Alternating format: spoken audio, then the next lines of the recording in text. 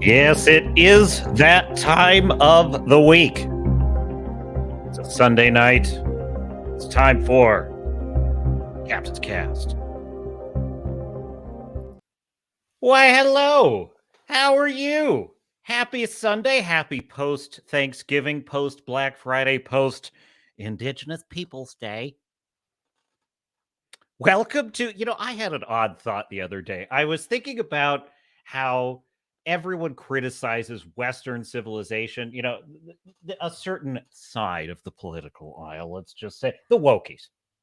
They criticize Western civilization. It's very, very bad. It's very, very, very bad. Everything about it derives from patriarchy and all that stuff. Well, then what makes them think that they're in any position to criticize anything else? Because they're part of that evil system. So anyway, that's just a thought I had. But which is relevant, that is germane to the utter catastrophic failure of the Marvels and of Disney's wish. Disney is wishing they had audiences. Hello. But yes, they are wishing for an audience, and that wish is not being granted. I am Captain Garrett. This is the Captain's Cast on the Swords of Starships channel, live on YouTube, Rumble, and X, formerly Twitter. I'm told that's some kind of social media. I don't know. But you are here. You're here on a Sunday to have some fun and talk about all the wonderful things in entertainment. I have seen Napoleon in the theater. And it's not bad news. It's not bad news, but it is, once again, the captain is a little bit of two minds about this film. But here's what I will say. Ridley Scott is very much still a filmmaker.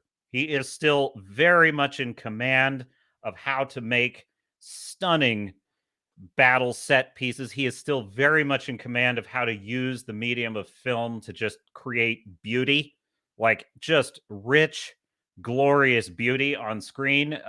There is that. But as a piece of storytelling, I think Napoleon goes a bit astray. So we're going to talk about that. We're going to talk about Napoleon, and we're going to talk about the failure of the Marvels. Grizzy has unearthed, Grizzy 1989 hat tip has unearthed some shills that are having to walk back their criticism because apparently their wacko audience is coming after them for not liking the Marvels. It's dangerous out there. It's dangerous out there to criticize the state-sponsored Marvels movie. I mean the Disney Marvel movie. And, I happen to catch Maji-chan, a watcher of this channel occasionally. If you're out there, Maji-chan, I saw your video on The Wish and disappointed. She was very disappointed in it. So Ing the Merciless on Film Thread was very disappointed about it. I have not watched Wish, not because I wouldn't have, actually. I just honestly didn't think about it. I just didn't think about, I could watch Wish to bag on it. So I actually haven't seen it, but I've seen the reviews. And if Alan Ing thinks it's the worst film Disney's ever made, that's saying something. Because Ing is like, he is a Disney fanboy through and through. He's as much of a Disney fanboy as Jeremy from D-Day Cobra is a Nolan simp. So, speaking of Christopher Nolan, apropos of nothing, I have to say, watching Napoleon gave me a new appreciation for Nolan's style of storytelling. Nolan has a very non-linear, almost, some would argue pretentious. I would not, because in order to be pretentious, you have to be a phony who doesn't actually have the talent you pretend to have. That is not true of Nolan. However, does it border on the self-indulgent? Perhaps. However, I think I may have backed off that opinion a little bit on Nolan after seeing Napoleon, because Napoleon is a very linear story, and I think it is to the detriment of the film. So we will get into that. I don't know what they were thinking with that trailer. They're just trying to get the kids to come see it. That's all. The trailer was crap for Napoleon, but the film, fortunately, was not like the trailer at all. And we have Star Fury is in the chat. He is declaring himself. Hello, gentlemen. Hello, Star Fury. Welcome aboard. Wrangler says hail. Welcome aboard, Wrangler. And I believe I see you saying hail in the Rumble chat. So check out the Rumble chat as well. YouTube is the flagship. YouTube is the flagship for now. But we will, the goal is to expand. Rapid expansion. Wrangler says, not going to be near the keyboard much, but I'll be listening. Well, thanks, Wrangler. And I'll be talking. I will be talking. I was born for this. I really was, because I will talk your ear off about things I like. So this is a good system for me. Starfury says no shooting at the pyramids. Yeah, that was odd. There's a lot of historical research I need to do to be able to critique the accuracy. I mean, I know there's a lot actually I don't know about Napoleon, I'm fully willing to admit, but I knew enough about Napoleon and the French Revolution that I could sort of follow the film. And one of the interesting things about it was that I saw it with a family member who's a normie. I brought my mom. I went with mom, and she doesn't know anything about. She's not really into. She kind of just vaguely remembers what she learned in history, and it was interesting getting her thoughts on it after the film, because I kind of had my attitude, and I'm like, "Well, what did you think about it?" And basically, short of long is she couldn't follow it. She couldn't follow what was going on, and so we'll get into that. And I think there's just reasons why. Oppenheimer next to Napoleon is an excellent comparison, because Oppenheimer succeeded brilliantly where I think Napoleon fails pretty spectacularly. So we'll get into that. And we have Starfury says, you get bunt by the history nerds if you are Napoleon. I need a translation, Starfury. He makes fiction, not faction. What is Starfury has Starfury been reading a lot of Dr. Seuss lately? What the hell? What are you next? He's gonna be talking about the Snorlax or something. What's happening to Starfury? Why would anyone care about Drek from Disney? I don't know, Starfury. I don't know. I care about their failure, Starfury. That's what I care about. Listen, it's bad storytelling, but it's not just bad storytelling. It is a worldview of arrogance, greed, and hatred of the fans. And you've seen these little dipshit protesters that throw soup on priceless paintings at the Louvre. That I have the exact same opinion of people like that I do of the arrogant activist writers, producers, corporate goons that are running all these properties into the ground. They're taking things like Star Wars. They're taking things like Raiders of the Lost Ark, Lord of the Rings, the Wheel of just beautiful. It's like they're taking all these beautiful portraits out of the Louvre and they're throwing soup on them. And when we criticize them, they spew venom and hatred at us from their, dare I use their term, privileged positions of wealth and corporate power. And they do so at their own peril. And so watching them lose money, whether intentionally or not, because I'm not even convinced it's not intentional at this point. I mean, geez, I've never seen a company so determined to burn money as Disney. But they deserve to lose. So that is what concerns me, Starfury. I am celebrating the defeat of bad ideas. Bad ideas. That's what it is. At the end of the day, bad ideas deserve to fail. That is the fairest system. Now, do I like seeing people fail? No. In a perfect world, everyone would be successful. However, this is why freedom. Let's just pull up a chair. We're going in on this one. This is why freedom, aka ideas like freedom of speech and freedom of expression, is the best system, because in that system, bad ideas fail, good ideas are rewarded. And they try to cheat that system, does Disney and does these other corporate overlords. that are, Amazon, Netflix, they try to cheat that law of the universe. But that law is more powerful than the laws of man. The truth will lie in wait for all time, and it will have its day. It will have its day. And that is what Disney is finding out. I don't think that the failure of Wish is simply the failure of one film, although it certainly is based on how bad I'm hearing this movie is. It is a pattern. It is a pattern that of just repeat abuses of the audience have created a culture in which I think there's just a very anti-Disney mood these days. I think it's like, I'm talking about not just people in our corner who just hate Disney for what they've done, but like just normies that just keep hearing that Disney movies are no good these days. Oh, The Little Mermaid wasn't that good. Oh, all right. Well, I don't think I want to see this Wish one either. So there you go. So that's what I'm interested in talking about. We're going to watch the direct burn is what we're going to do. Fu Man Blue says, you got me. Hail, Fu Man Blue. Welcome aboard. Good to see you. Starfear says, Napoleon did not shell the effing pyramids. I hate filmmakers. Yeah, I believe me, Starfury. I feel your pain. We're going to get into it. We'll talk about the portrayal of Napoleon. I think there were highs and lows. Have you seen it? Have you seen it, Starfury? Let me know. Maji Chen says, hi, Maji Chen. I saw your video. So yeah, go to Maji Chan's channel. Give her a like and a follow.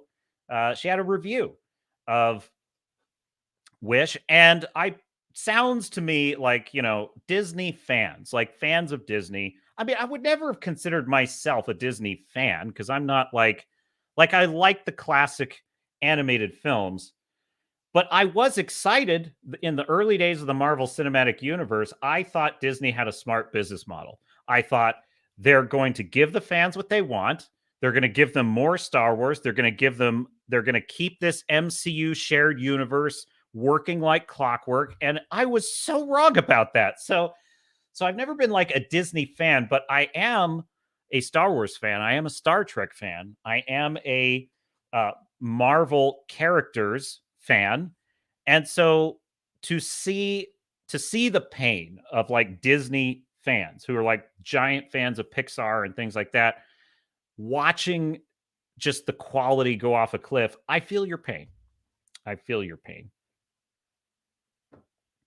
So yeah, Maji Chan says Wish was sad. And I don't think you mean sad as in it had a sad ending. I think you mean it was just sad. Fu Man Blue says, laugh my ass off. Well, good, Fu Man Blue. A good hearty laugh. That's what we're about here on the Swords and Starships channel. Oh, and Wrangler has a link to Maji Chan's video, so check that out. That is in the chat. Star Fury says, yes, I saw it, and it is not I saw Napoleon. It is not a poach on the Rod Steiger Napoleon flick Waterloo 1970. It's not, or it is? Because I feel like you might have been saying it is a poach of that. But actually, on that point, Star Fury, here's what I will say. I will say that I think Napoleon should have been organized around the Battle of Waterloo. That is the story arc. The story arc should have been organized around the Battle of Waterloo. So let's just jump into the Napoleon review. Okay, so I watched this film, and a couple of things I'm going to say right off the bat. It is glorious to see the time of the French Revolution and Napoleon's rise recreated. It is beautiful. The battle scenes are beautiful. The cinematography, the lighting, the costumes, the period, it's just gorgeous. It's gorgeous to look at. And I love this time period. I am a huge nerd for that. My books, Blood and Oak, which are linked in the description, are literally set right at kind of the middle Napoleonic Wars era. And it's just my favorite. There were some beautiful shots of tall ships in this movie, just beautiful multi-deck British warships. Oh, it was so great. It was so, I wish, but you know what's interesting? There was not one even mention of the Battle of Trafalgar in this. There's not one mention of the Battle of Trafalgar in this movie, which is interesting because here's what's the problem with this movie. I think it should have been a 10-part miniseries on HBO. Like a 6 to 10 part miniseries on HBO, and I think it would have been glorious. Like something like John Adams, something like Band of Brothers, just a limited series. And I almost wonder if that wasn't what it was supposed to be. I almost, because it's an Apple original film, right? I get the feeling that they might have originally wanted this to be a miniseries. And because I think all of these streaming services are taking a huge bath and they're discovering that spending all these millions and millions on all of these original shows is not bringing them the subscribers. I wonder if they didn't shift strategies and condense it into a film. Because here's what the film almost feels like to me. It feels like a whirlwind breakneck summary of Napoleon's history. I literally felt like it was okay. You, every scene and almost every other scene in the movie begins with like a date and an event, and it's like the trial of Robespierre, 18 whatever, and I'm thinking, I'm kind of enjoying this because I'm a giant history nerd and I love this history, but at the same time, is this actually a story? Okay. It's almost like if you took like a musician biopic, right? Like Freddie Mercury or Elton John or something, and you literally just said, such 1970, whatever, Elton John gets his first music deal. And it's just one scene of him getting his music deal. And then it's like 3 years later, Elton John plays his first sold out concert at whatever, and they show the concert. And then it's like 3 years later, Elton John marries so and so. That's almost what this film felt like. It was like just going from like point to point to point in Napoleon's history and kind of showing you that event and then quickly moving on to the next event. And the feeling I got was that Napoleon himself does not appear to be driving the story.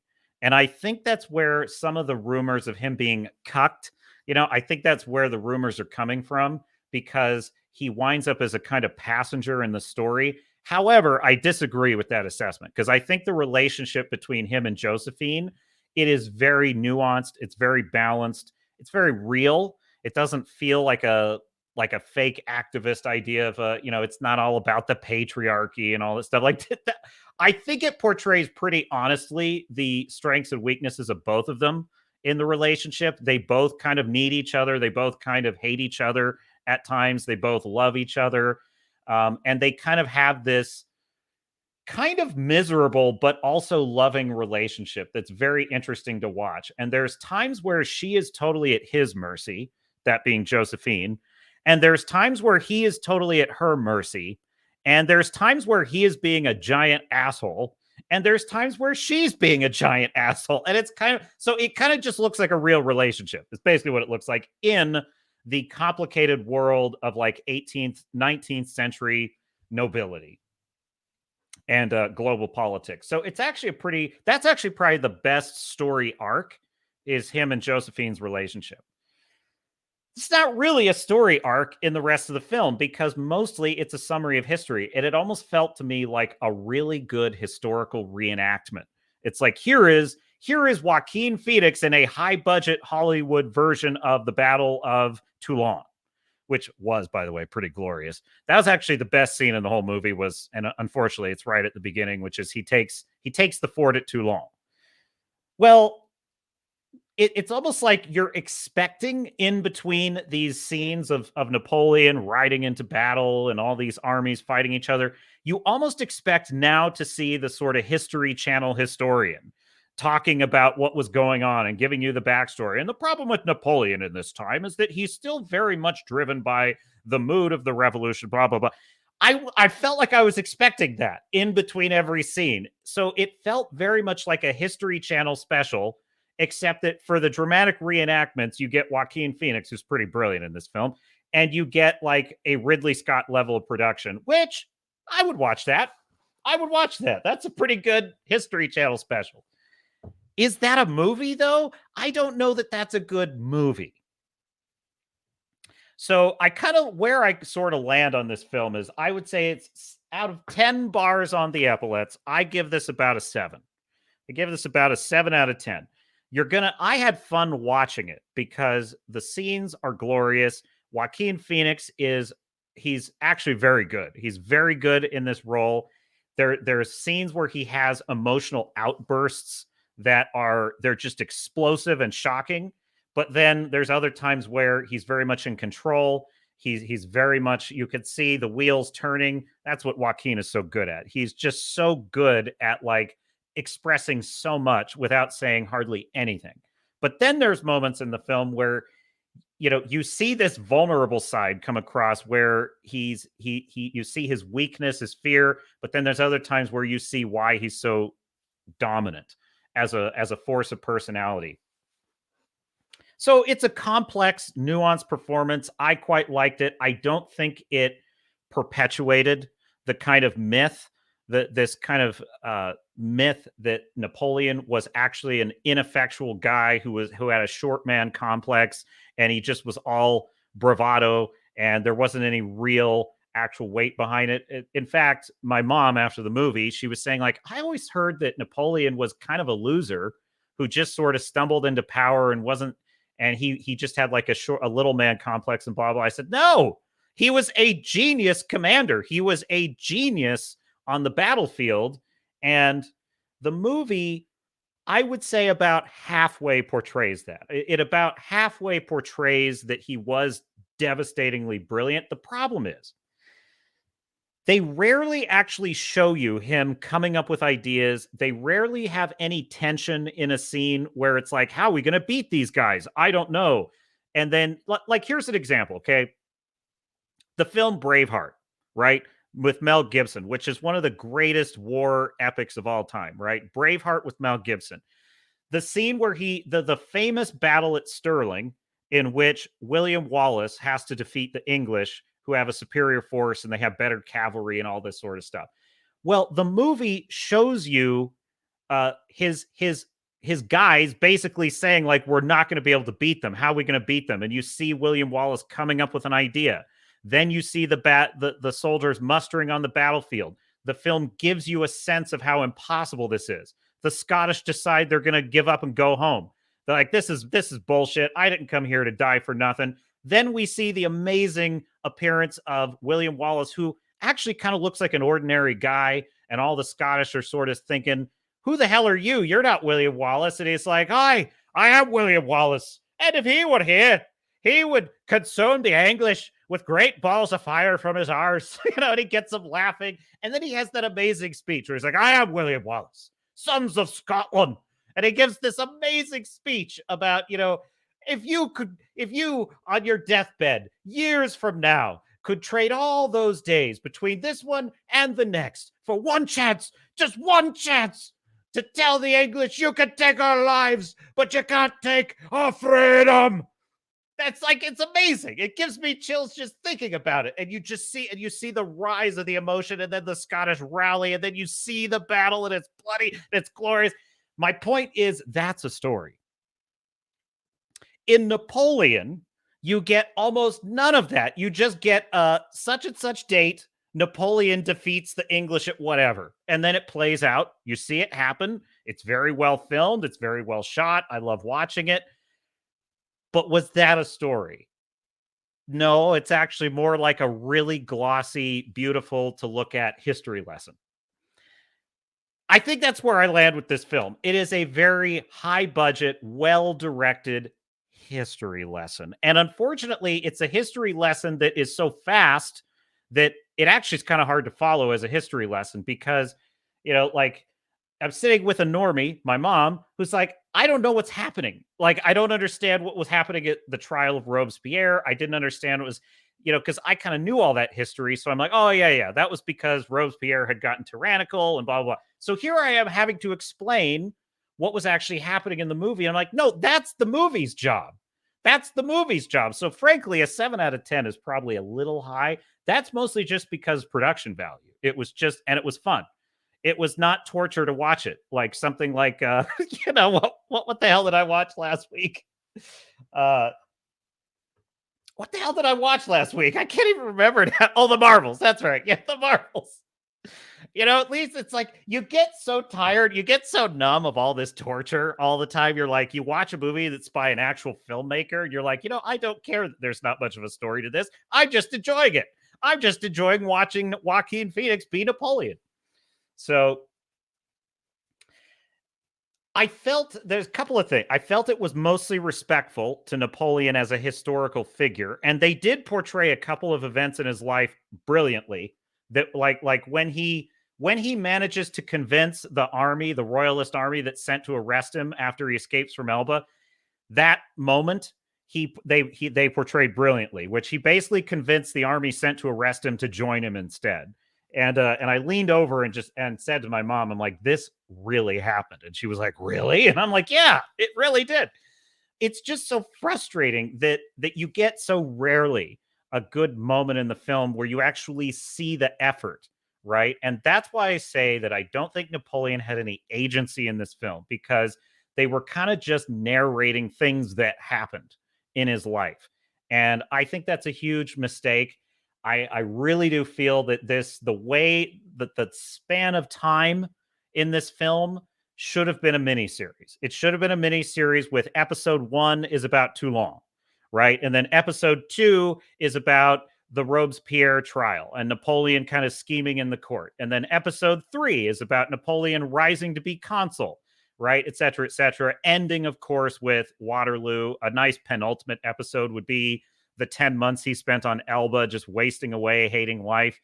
You know, I think that would be a great story arc for a miniseries, but as a film, it just feels like a very rushed whirlwind tour. It feels like you got into the museum 15 minutes before closing time, and you're getting the nickel tour. You're getting the whirlwind tour. Okay. And here is this is when he won the Battle of Toulon, and now we got to move on to when he became consul. Okay, now he's consul. Okay, and now we're going to move on to when he's at the pyramids, and he fired some cannons off of the pyramids, won a bunch of battles. Anyway, now he's back in France. That's how this movie feels to me. So, yes, a 7 for absolute glorious period reconstruction and reenactment. That is where I land. But as a story, it's going to be if you don't know the history, even with all the dates and names, you're going to be totally lost. You're not going to know whose side is on who for the most part. And Napoleon himself does not feel like a character or a protagonist who's driving the story. And this is so important. It would be like if, I think a film I really love is Bohemian Rhapsody, which is the Freddie Mercury story. And I feel like that story was told correctly, and it kind of organized the whole third act of the film around the AIDS concert, which I thought at first was kind of a really odd choice, but it culminated sort of his whole life story in like just a real time concert, and it was brilliant. So they kind of organized the story structure as building up to that amazing finale, and I think that's why that film works so well. This is how you have to do it with biopics. You have to find the story within the history, and you've got to build a story arc around that fulcrum, if you will. This is where Nolan is much better, because Oppenheimer chose as its fulcrum sort of two things. Number one, it really chose Oppenheimer's trial, sort of Oppenheimer's inquisition by the government, and it sort of built the narrative behind that. It basically said, this is a story about Oppenheimer's guilt and how he ultimately has to battle suspicion by his own government while he's battling the guilt of what he's done. And everything else in the movie is sort of contextualized around that, the kind of way that he has a sort of tortured mind, and now he has a tortured conscience, and now he has a tortured legacy. And so Nolan bounces back and forth in Oppenheimer as each of those things unfolds. And one of the most brilliant things Oppenheimer did is in the early part of the film, very early in the film, Strauss, who is Oppenheimer's antagonist in the movie, Strauss is walking towards Oppenheimer and Einstein as they're having a conversation by a pond in the distance. Strauss is too far away. He can't hear what Oppenheimer is saying to Einstein. Right as he approaches them, Einstein walks past Strauss furiously and gives him kind of a dirty look and keeps walking. And from that point on, Strauss and Einstein had a terrible relationship. It becomes the reason that Strauss is sort of trying to persecute Oppenheimer and screw him over in the film, because Strauss has become convinced that Oppenheimer poisoned Einstein against him, said something nasty, and turned him. And so he's obsessed with this. He's like, what did you say to Einstein? What did you say? And the whole movie kind of keeps revisiting this episode as the story. They don't actually reveal what Oppenheimer said until the very last scene in the movie. This time, Nolan shows you the conversation from Oppenheimer's perspective. And it's Oppenheimer is saying to Einstein, something that has nothing to do with Strauss, which is, remember how we discussed that, if we set this thing off, this nuclear weapon, there's a chance it could set off a chain reaction that destroyed the world. Remember how we discussed that wasn't going to happen? And Einstein's like, yeah. And Oppenheimer says, well, I am afraid we may actually have done that. And that's basically the concluding scene of the whole film. And it's absolutely brilliant. And then they show the shot of like missiles flying up into the sky and the kind of ominous prospect of nuclear Armageddon. It's fantastic. And it's all because Oppenheimer is built around that as the fulcrum of the story. And so Nolan jumping around in time is actually so that he can create a consistent narrative from beginning to end with twists, turns, and surprises. And he literally changes your whole paradigm by having that final bit of context added at the end. Now, if he had done it the way Ridley Scott did Napoleon, he would have just showed you that conversation. He would have showed you Strauss walking towards Einstein. Hey, what'd you say to him? Then he would have showed you the scene, and it would have said 19 such and such. Oppenheimer tells Einstein that he may have destroyed the world. And it would have happened right in Act 1, and there you go. And now it's on to and that wouldn't have been a story. That wouldn't have been a story. And that is why I think I have a much improved opinion of Christopher Nolan's storytelling style after seeing Napoleon. So I know the chat, I owe you, chat. What do we have? So Maji Chan says, actually, I think I missed the first part of that. Trying to catch up on the chat here. Got that one. Maji Chan says the king wasn't originally the villain, meaning in Wish, yes. And Star Fury says, still, one of my favorite Napoleonic era movies is The Duelist. That sounds good. I haven't seen The Duelist. I need to watch that. And Fu Man Blue says, on the Rumble side, call me crazy, but I still say Disney is just poisoning the well to try and shake off the communist leeches that they let into their fold. That is an interesting theory, Fu Man Blue. Your theory being Disney is deliberately failing so they can have a pretext for eliminating the cultural activist rot that has infested their company. Well, maybe. It's possible. I mean, I have been in corporate environments where it was like you needed that kind of a rationale to actually, you couldn't fire people, so you had to eliminate positions and like downsize, which is that can happen. That can happen in cultural environment, in corporate environments. So it's possible. Maybe my opinion may be that I just don't think of these people as smart enough for that. Like, I just don't like. There's something bizarre to me about never wanting to make money. I just, you know what I mean? It's like this point was made on Friday Night Tights. It's something that's been on my mind a lot. It's like, Five Nights at Freddy's was a $20 million film. 20 million was the budget of that film. It made, what did it make? Like a little over 100 million worldwide. I'd have to check. I think it actually went higher than that. It made, let's see, Five Nights at Freddy's box office. Five Nights at Freddy's box office, because I haven't checked it in a while, because I know it was going up. Yeah, it's sitting at about about 291 million worldwide. Okay, 291 million worldwide. Now, that is a stunning runaway success. But if Disney had made Five Nights at Freddy's, it would have been like $150 minimum $million film with a giant budget, and it would have been a failure. It would have been a catastrophic failure. So my point is, if they could just make a film on a budget, I think the Super Mario Brothers movie was only $100 million budget, and it looks gorgeous. It looks gorgeous compared to Wish. Wish, again, I say this a lot. These people dream in pastel. Okay. I shots of Wish look to me like shots of that Mandalorian 3 episode with Lizzo, where she's got all this bizarre, pastel, which looks to me just like what was that scene in the Marvels where they meet the king on the planet, the prince or whatever that she's married to. So my point is they're not creative, and yet they still manage to spend so much ungodly amounts of money that even when they can get some traction, they can't make a profit. So they're not just bad filmmakers, they're bad business people. They're really stupid people. I don't know what else to say. So how can they be smart enough to deliberately tank that? Maybe. I mean, you could be right. I just have a very low opinion of their IQ. That's my problem. Maji Chan says, kind of like Gods and Generals. I never saw that film. I've seen Gettysburg. Rich, again, Gettysburg, I think, is the kind of movie that Napoleon should have been.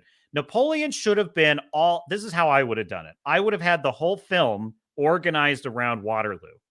The whole film would have been about Waterloo, and you would have started with Waterloo, then you would have gone back in time, kind of seen his first victory at Toulon. Then you would go back to Waterloo and something, and it would be kind of a seesaw. Like 1 minute Napoleon's winning, the next minute Napoleon's losing, and then he's winning again, he's losing, and then his final defeat. And each kind of like flashback, right, would have been adding context to his state of mind in that battle. And I think that would have been the way to do it.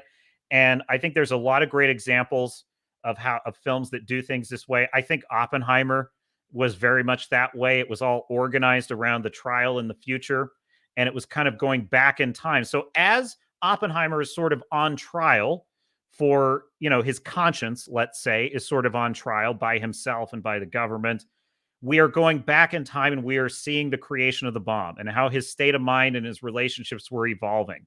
And I think that was a really good, I have an improved opinion of how Nolan told that story now after seeing this one.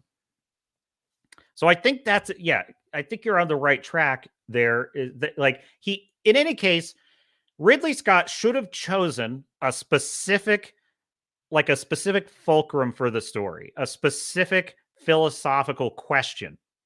And who was it that was saying this? I think it was one of the comic book artists that was on the Real BBC that are doing the Dracula comic. I forget which of them. It was the artist and the writer.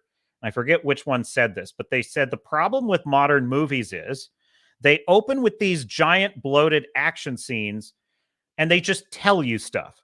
They just tell you this is happening and that's happening.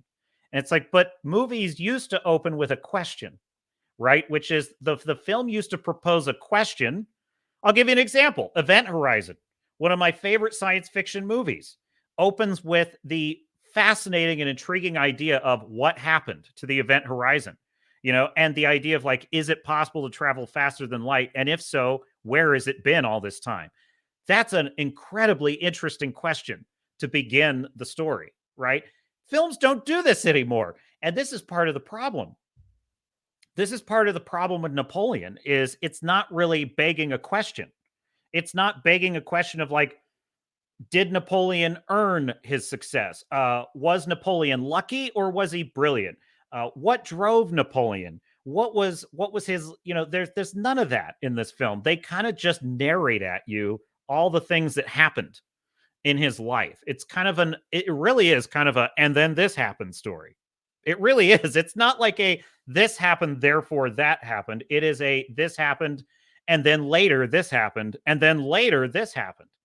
So I'm very disappointed in that element of it. I'm not disappointed in the production value because it was beautiful to look at. It was beautiful to watch in that sense.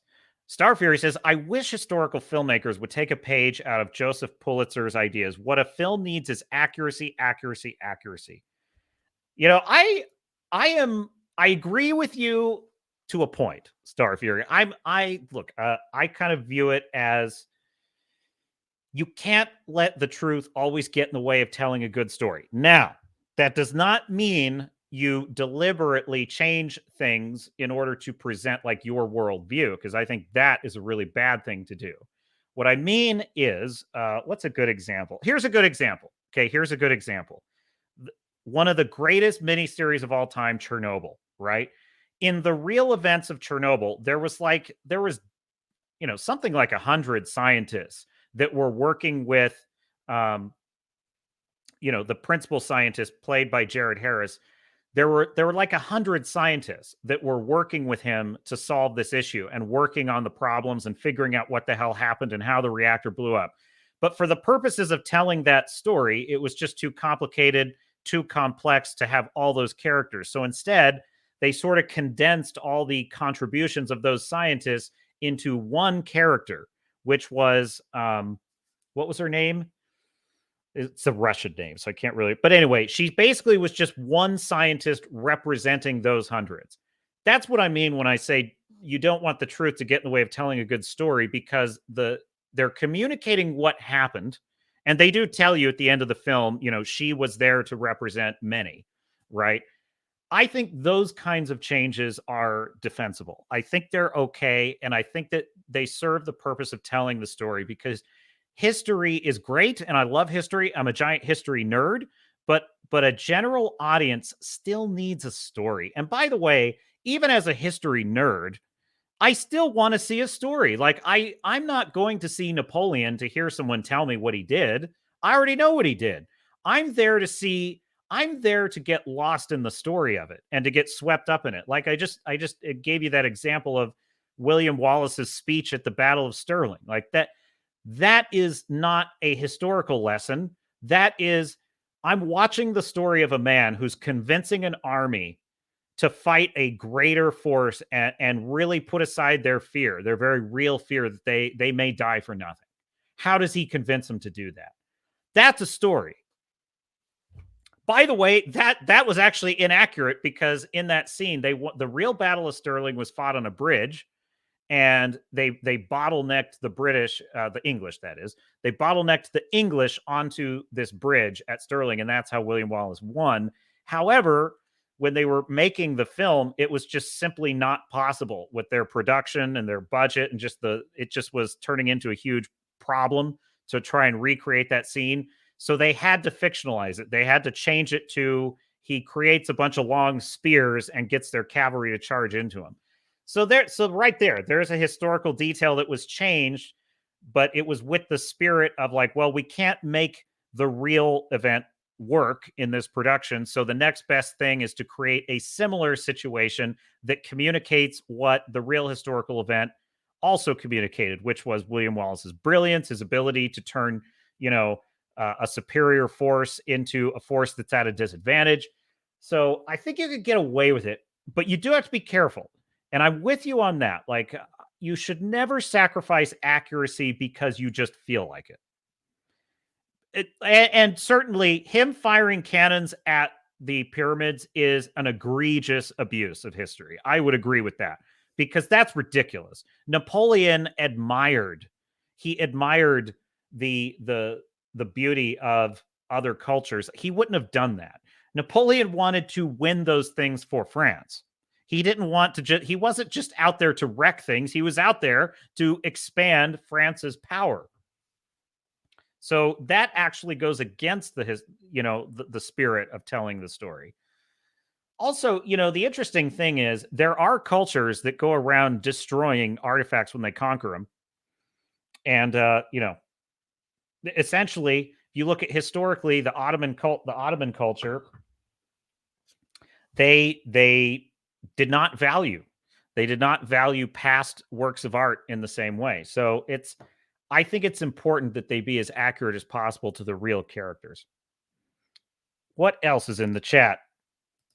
Star Fury says Rod Steiger is way better, but I think Phoenix is a narcissistic prick. Also, Napoleon was average size for the time, and that does come across in the film, that he's average size. Like, I never got the feeling that the film was even addressing the issue of his height. There was one scene where he steps up on a stool so that he can look into the eyes of a mummified pharaoh at the pyramids.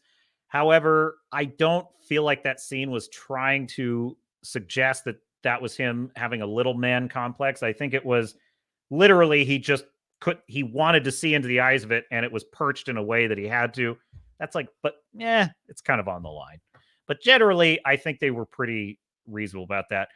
Phoenix being a narcissistic prick, well, he's a character actor. What do you expect, Starfury? Honestly, this is a thing that, like, for me, honestly, I mean, there are, with rare exceptions, there are very few actors that no matter what they're like in real life, I can't enjoy their performance. I really just separate that in my mind because frankly, I think most of them are like that. Most actors are insufferable people with horrific politics and very bad ideas. They don't, so if I had that standard, I could never stand watching any movie. But so I don't know. That doesn't really bother me that he's a narcissistic prick, but there are exceptions. Like Rachel Zegler's pretty insufferable. I have to admit. She gets to the point where it's like, you know what? I'm going to deliberately not watch your movie because you're such an asshole. Wrangler says the average height was below average back then. That makes perfect mathematical sense. Exactly. Machi-chan says Napoleon was brilliant. His flaw was that he got impatient. Well, if it had not rained on the days of the Battle of Waterloo, he probably would have won. And I actually don't think the film did show that, but again, sort of like everything in this film, they show it without communicating it, if that makes any sense. Like they show you the rain. They show him complaining about it. But they don't really go beyond that. They never go like deeper to like there's no scene where he's talking to his generals about how the cannonballs won't bounce and what he's going to do about it. You know, the Battle of Waterloo was very complex. There was a lot of swings in that battle where he still could have won. And the movie doesn't really portray that either. It doesn't portray the fact that the Duke of Wellington spent years studying Napoleon's victories to try and figure out how to beat him. The movie doesn't communicate that well at all.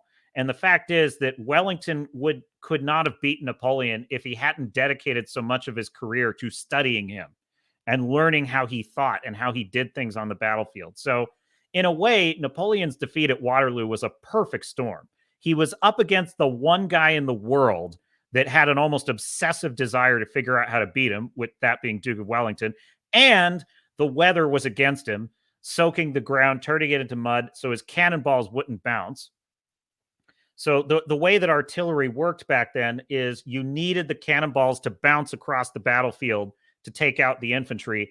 And they kind of show it, but I feel like unless you know that, unless you're kind of a historical nerd that knows that kind of thing, you're not going to get that as you're watching the film. You're not going to understand that that's what's going wrong in the battle. And so honest to God, it really did feel to me like this was supposed to be a mini series and it got chopped down into a movie. And it's really disappointing because as I was watching it, I was thinking, man, if this were like a 10-hour miniseries, I would watch the shit out of this. I would watch the shit out of this. It would be so good. This should have been like Chernobyl, basically. It should have been like Chernobyl. And I think that might have been their intention. But the Waterloo was such a complex and interesting battle that they could have devoted a lot of screen time to that while juxtaposing it with his past. And I think it would have been really good. But yeah, if it had not been for that one thing, he might have won. But that's kind of the way it is in war. It's like no plan survives contact with the enemy. You can never predict that things are going to go your way, really, ever. You know, every battle is a little bit of a gamble. No matter how smart you are strategically, no matter how good your situation is, it's a little bit of a gamble. One thing goes wrong, the winter's a little colder than it's supposed to be, it starts a little earlier than it should have, and you're screwed. Starfury says Napoleon's greatest victory, in my opinion, is the Battle of Austerlitz, which they do show that in this film. And I got to tell you, so that's where he fires the cannonballs on the lake. I have no idea how historically accurate that is. I really don't. So you have to fill me in, Starfury. But what I will say is that is actually one of the best scenes in the entire freaking movie, is that battle. It's, I would say, Too Long is the best one. That is the one scene in the movie that felt like that kind of William Wallace rallying the troops, figuring out a way to win. That honestly is right where his arc begins and ends for me, is that one scene in the movie. Because it starts out with, hey, we got a problem. The English have, they're blockading this port. the guys that are in charge are a bunch of idiots. They have no military experience, which, yeah, gee, it's kind of like affirmative action hiring, like what a Wookiee would do. It's like diversity hiring, basically, because the revolution has decided that all citizens are equal, and we have equity now in the French Revolution. They put a bunch of people in jobs that they shouldn't have had, and they were losing to the English. And so they say to Napoleon, hey, we need someone with actual military experience to do something about this. This is his big chance to prove himself and to maybe get ahead in life. That's great. And that's where it ends, because when that battle's over, it just turns into the history tour, the whirlwind history tour. And that really disappoints me. But I don't think you'll be disappointed, Star Fury, in that scene, because the one thing that bothered me is that the trailer spoils it. The trailer absolutely ruins that scene, because it was actually a really good emotional buildup. That was also one of the few scenes in the movie where there's a sense of planning, there's a sense of the stakes, there's a sense of tension. Will he actually win? Won't? I mean, I know he's going to win because I know history, but even so, there's like a sense of like, he's got to come up with a plan. His generals aren't sure if they can pull it off. There's a slow roll on the reveal of the artillery. All of that is great. And the actual like finale of that battle is freaking blood curdling. It is glorious. It's bloody. It's horrific. As I said, Ridley Scott is a filmmaker. He is a filmmaker. Make no mistake. Like, he knows what the hell he's doing with staging these set pieces. And it is glorious to watch that scene. So I don't think you'll be disappointed in that scene, other than that the trailer spoils it, perhaps. But one other thing that you might be wondering, if I'm so down on a lot of the aspects of the storytelling, why would I give this a 7 out of 10? Well, I'll give you one example. The beginning scene where they show Marie Antoinette losing her head is it's one of the most nerve shredding things I've ever seen. It was just the way they showed it was hard to watch, and it was brilliant. It was brilliant. Every Wookiee who thinks they would have loved being alive during the French Revolution needs to watch that scene. They do. They really do. Because they need to understand that, like, this is where you're just as likely to end up if you start one of these things. You think the revolution's going to be great for you, and it's like, trust me, if you think you don't wind up in one of these things, you better just be careful. So like there's a part where they're showing them, like, so when they put her head in the guillotine, right? There's a block that has to like fit down to hold the head in place. Oh God, it's crazy to even think about it.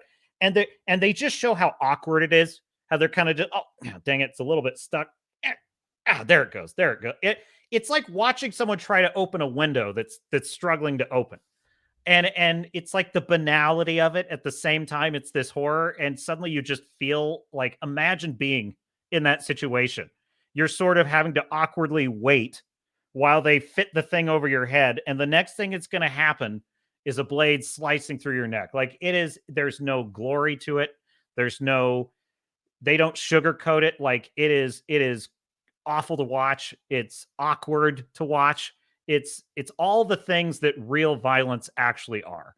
So there's a lot to love in this movie, and Austerlitz is no exception, because that scene also does not paint like a pretty picture of what it's like to sink a whole army into a lake. So Redoubt Productions has arrived. Welcome aboard, Redoubt. Captain salute. Where were there trenches at Waterloo? I've been told they had trenches in the Waterloo sequence, which makes me die inside if true. I didn't see. Well, wait. Okay, actually, I do. There was like they kind of built like an earth rampart with spikes coming out of it. And it's been a long time since I've seen a detailed breakdown of the Battle of Waterloo, so I wouldn't have noticed if that was historically inaccurate. I really do need to brush up on my Napoleon history, because I was watching this film and I was like, there's a lot here that I'm not familiar with. So, and I'm kind of curious about it too, because I remember one time that History Channel did like a 3-hour documentary on just the Battle of Waterloo. It was exceptional. They just broke down every phase of that battle, every movement.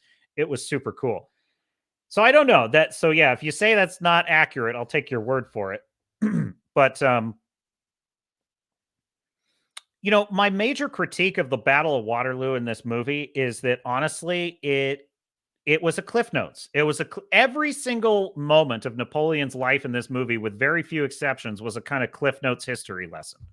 Every single one. It was like, oh, he became emperor and he crowned himself. Well, I know that. I know that from history. What I wanted to see was the kind of Game of Thrones political machinations of him working his way up to that, of him, arguing with the church about it. I don't know. The movie just never spent any time on the details. It just didn't. The only part of the film that really gets detailed is the relationship between him and Josephine. And so it almost is as if Ridley Scott was trying to build the whole narrative around their relationship. But it doesn't really even succeed at that, because I mean that might be an angle. That might be an angle. This is really a story about Napoleon and the love of his life, and how that framed a lot of what he did in the battlefield. I'm not saying that's a good way to do it. I'm just saying that is a way to do it.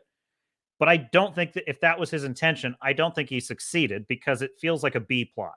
That whole story feels like a B plot, but it's the only plot that has a character journey to it. And I think that's the problem. There was no A story that had a character journey. And yeah, so all those things I just mentioned about how the Duke of Wellington studied Napoleon for years, there's none of that in the film. All the details of the swings in the Battle of Waterloo, there's none of that. There's kind of a sense from the very beginning of the scene that he's already doomed.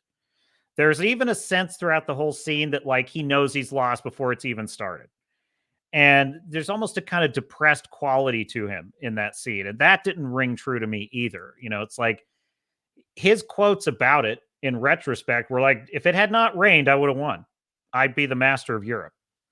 So he knows and I didn't even sound, it's not even like he's complaining. He was a veteran battle commander. He understood that that's how it goes. So I never get the sense that he was bitter about that. Obviously, he wished it went differently. I get the sense that he just looked at it in retrospect as like, yep, I got dealt a bad card. Still could have won, possibly, but not easily. He was up against the wrong guy. Starfury says, Napoleon's greatest mistake, and most Europeans' mistake, never invade Russia. It's going to go badly. You don't want to go down that road. A lot of history on that road. You don't want to go down that road. Because you fundamentally are effed by the extended supply lines in the hostile winters. And yet there is a great scene where the Russians burn. they burn their own city. And Napoleon is like, who did this? They did it, sir. No, they didn't. Who burns their own city? It's like, well, you know what? Disney's burning their own company. I kind of felt like that was a metaphor for Disney. They set their own. It's like basically the Russians are like, they emptied the city and set it on fire, which I think was actually one of the better scenes in the movie, because it's one of the only moments where you see Napoleon having to have his worldview challenged. Like, he's so good at beating people tactically. That's the first time he's ever looked like he's on his back foot in the film. He's like, who is so crazy they would burn their own city rather than try and defend it against me? And that is such a shocking thing to him. He doesn't exactly know what to do. He's like, what do I do here? And I thought that there was so much opportunity there for like a story to emerge, but they just, but then it's on to the next thing. It's like, oh, we lost all these troops and they're all dead. And now we're back in France. And literally the next scene after that, after they show a little bit of the winter, the next scene after that is, we're exiling you to Elba. You really screwed the pooch here. They don't even mention Trafalgar. They don't even mention it. At one point in the whole movie, it's one of his greatest defeats. And now he wasn't there, which is fine. I'm not expecting to have seen it. I would have loved to, but I'm not expecting to see that. Still, to have no characters even mention the loss at Trafalgar it's strange to me. So that's why I say it doesn't feel like a movie. It feels like a miniseries that's not really in miniseries form. So, and Starfire, it says, never invade New England then. Yeah, well, there's a lot less territory to march over in New England. Don't invade New Hampshire. They're crazy. Wrangler says, nasty winters, but plenty of supplies. Redoubt says there is reportedly a 4.5-hour cut that'll be an Apple TV exclusive. I'm waiting to see Napoleon when it comes streaming for that. Now that makes more sense. That makes a lot more sense. I would be more optimistic if it was like a 6-hour cut. I honestly think like this was minimum 6 hours is what this to tell this story properly. I think minimum 6 hours. That's why I say it should have been a miniseries, and that supports my theory that they kind of made this more like a miniseries than an actual film, and it does not work well as a film in terms of storytelling. And Redoubt says, I hate Bohemian Rhapsody. Yes, the Freddie Mercury story. Look, I don't blame you. That movie is not by any means very conventional, and I could see arguments on both sides of like why it's not really a well-structured film. And I honestly I just thought that the finale landed so well and the story that led up to that was just made it work that I kind of was willing to forgive it because I just loved that finale. But yeah, is it a perfect film? Definitely not. I can understand someone not liking it. Biopics are tough. I think biopics are really tough because you can't just narrate what happened. Otherwise, it's just a history lesson. You have to build, you have to have a character journey. You have to have a character journey. It's just that simple. You know, Braveheart is not a history lesson. It's not a history lesson of the Scottish rebellion against Edward Longshakes. It is a story about a man who loses the love of his life to the English and sets out to get justice and maybe revenge, and how it defines his entire rebellion, right? It's a story of a man trying to get justice. That's what's missing with, you know, Oppenheimer. Oppenheimer is not a history lesson about how Robert J. Oppenheimer led the Manhattan Project and invented the atomic bomb. It is the story of a man who is called upon to use his gift, his tormenting but also brilliant gift of understanding physics to save the country in a time of need before this bomb falls into the wrong hands, and how that ultimately is his downfall, how it ultimately cripples him in terms of his conscience and his guilt, his morality, how it troubles him for the rest of his life. That is the story. It's not a history lesson about the invention of the atomic bomb, and nor should it be, is my point. So I just have such an improved opinion of Oppenheimer after watching this movie. Star Fury says any retreating army would burn fields and supplies as they retreat, leaving next to nothing for the advancing armies to forage. Undoubtedly. Oh, geez. What the Germans, when they retreated, in World War II, they wrecked everything. They did things for pure spite. They blew up ancient bridges that have been standing since ancient Rome in Italy just for spite, because they're like, screw you, you can't have it. So yeah, salting the earth is definitely a tried and true military tactic. Maji Chan says Nolan did the same thing with Dunkirk. Agreed. And I'm so conflicted about Dunkirk. I really am. Because on the one hand, it's a really brilliant piece of kind of layered, it's almost a time travel movie. It's like the way that it tells that story in 3 different time frames is so fascinating and so interesting to watch. And there is one scene in it that it just comes together when those 3 timelines merge, and it's basically the scene where the oil gets lit on fire and the guys are having just. It is one of the most brilliant set pieces I've ever seen committed to film. I was stunned as I was watching it because those 3 different time periods come together. So on the one hand, it's glorious. On the other hand, I felt like, did I really get the story of Dunkirk? I don't feel that I got the story of Dunkirk. So I don't know. I really don't know. I'm very conflicted about it. But yes, I think Oppenheimer was better structured than Dunkirk. I think Dunkirk was just too cute. It was just too cute. But I also don't feel like I'm in a position to criticize Nolan for that, because I don't know of any other filmmaker I could think of that could have pulled off something that good, that came together that well. Like, that is a piece of storytelling that it just deserves to be what it is. Because if you're ambitious enough to make that and to at least have it work as it does in that movie, it's a work of art. That movie, it really is. Dunkirk is, as you could tell. I am definitely a Nolan fan, a somewhat conflicted Nolan fan, but a Nolan fan nonetheless. Star Fury says the Night of the Long Knives at Disney. Yippee! Oh no, there better be. These people, that if they don't decide that they like money someday, they're in deep shit, folks. They are in deep shit if they don't figure out what their priorities are as a business. They are in the movie business, and business is not good right now. They've got to control their damn budget. I'm telling you, it's just like that scene in Glengarry Glen Ross with Alec Baldwin lecturing these loser salespeople. He's the sales rock star. He's like, I'm here on a mission of mercy. That's Jason Blum of Blumhouse Studios, the filmmakers of Five Nights at Freddy's.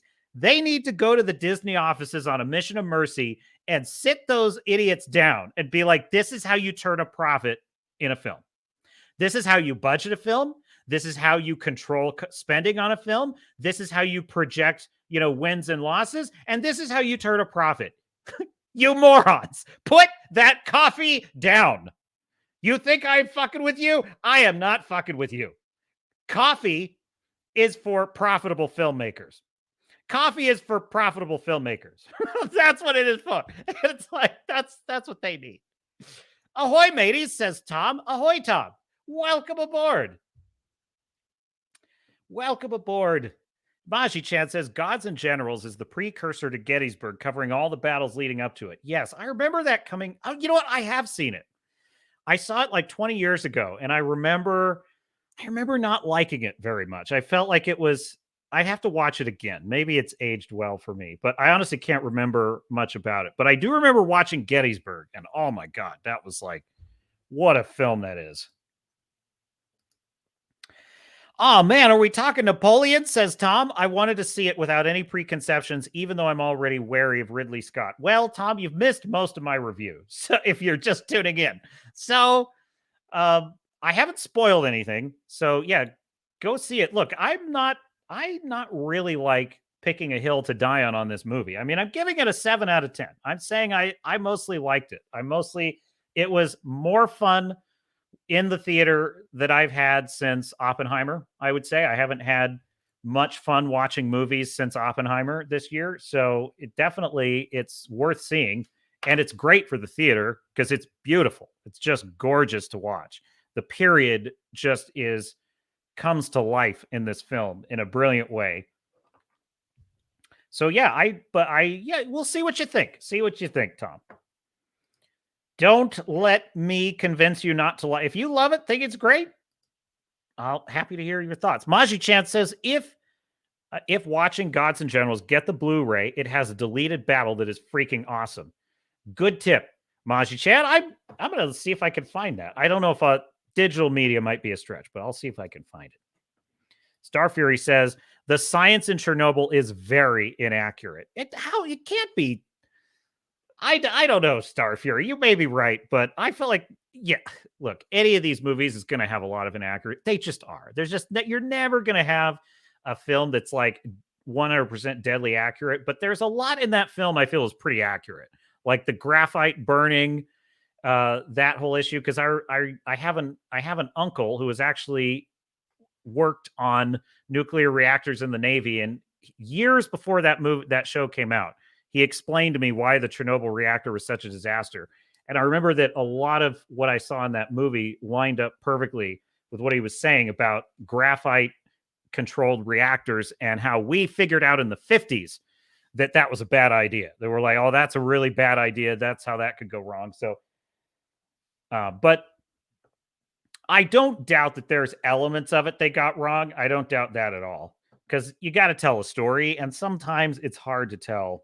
It's hard to tell a story in perfect scientific accuracy just for the sake of dramatic potential.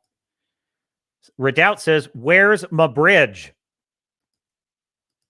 Starfield, where's my bridge? Is that it? It's a Scottish. Trust a Scot to lose in the end. Oh no! Shots fired. Starfury. Starfury. It's a proper Englishman. Is Starfury. Leave it to the Scottish. Hey, they won. They won the freedom when Robert the Bruce took to the field. Wrangler says, so this Napoleon guy, he's Canadian, right? Not exactly. Yes. What else we got? Oh, Starfury says, what are your thoughts on the movie 1917? Oh, I loved it. I love actually 1917 is one of the best war films I've ever seen, actually. I loved 1917. Now, I know that the kind of continuous long shot style of that film bugged some people, and some people thought that was annoying. I thought it was brilliant. I thought it was mesmerizing to watch. And so, yeah, I love 1917. And I actually liked it more than Dunkirk. I really did. I liked it more than Dunkirk because it just seemed to flow better than the Dunkirk film. And I liked that the whole story was not really about World War One. I mean, obviously World War One is the subject of the film and the setting, but I felt it was more just a story about a young soldier, trying to save his brother's life, trying to save a unit of soldiers that are walking into a meat grinder. And I just think that it's a Golden Fleece story par excellence. Like, it is a beautiful Golden Fleece story. It's one of the best Golden Fleece stories I've ever seen. So, yeah, 10 out of 10 for the Captain on 1917. And it's a risk. It's a risk to do cute things like that, where it's like, oh, I'm gonna have it be one long continuous shot. Kind of. I don't think it actually was, but it looks like it is. And or like how Nolan did Dunkirk with 3 different timelines. Like, that is a huge risk to take in a movie. And sometimes it works and sometimes it doesn't. And I just feel like in that movie, it really worked. And I think one film where that kind of chicanery did not work was Tenet. Like, Christopher Nolan's movie Tenet is one of the biggest fails, like one of the biggest fails of nonlinear storytelling I've ever seen. It doesn't really work as a science fiction concept. It doesn't really work as a hero's journey. It doesn't really work as a nonlinear narrative. It just fails on. It doesn't really work as a spy thriller. Like, that movie, it's Nolan's only bad film, in my opinion, is Tenet. And but I respect the man. Even Nolan's failures are kind of magnificent because that being the only true fail, I think, in his career is Tenet. I still regard that film as kind of something magnificent, because it was trying for something I think was super awesome. It just missed. And there were action sequences in Tenet that, if the story had made sense, if the story had just made sense and been a little more comprehensible and had kind of a more interesting, I hate to say it, but protagonist, who is also the name of the character in the movie, the protagonist. If that protagonist had just been a little more interesting and had a more coherent story, those could have been some of the most magnificent fight scenes ever. Because he basically had a reverse, a guy, I don't even know how to explain it, which is part of the problem with this movie. But basically, you have one character is in a reverse timeline. So he's fighting in rewind, while the other guy is fighting in forward time motion. You begin to see the problem with the movie in that it's that complicated. And even the characters explaining it in the movie is super difficult. And by the way, every character that explains these things has an accent. And by the way, the sound design in that movie is terrible. So you can't hear any of the exposition, and the movie is just stuffed with exposition all the way through. Yeah, anyway. So listen, I appreciate films like 1917 and Dunkirk and Tenet that take risks, big risks. And that's why a lot of these movies like Wish and the Marvels and all this garbage that we're getting, they don't take risks. They are trying to appeal to the simplest common denominator in all the, that's why the MCU humor is so cringe now. That's why it is so bad, because it takes a proper filmmaker to actually take a risk and try something that might fail. The idiots that run Disney, they have an algorithm and the committee and the diversity panel. And those things will just continue to spit out whatever they prescribe for the situation. So there you have it. Great. What do you think of 1917 Star Fury? I want your thoughts. I must have your thoughts. In fact, I might watch that movie again. I haven't seen it in a while.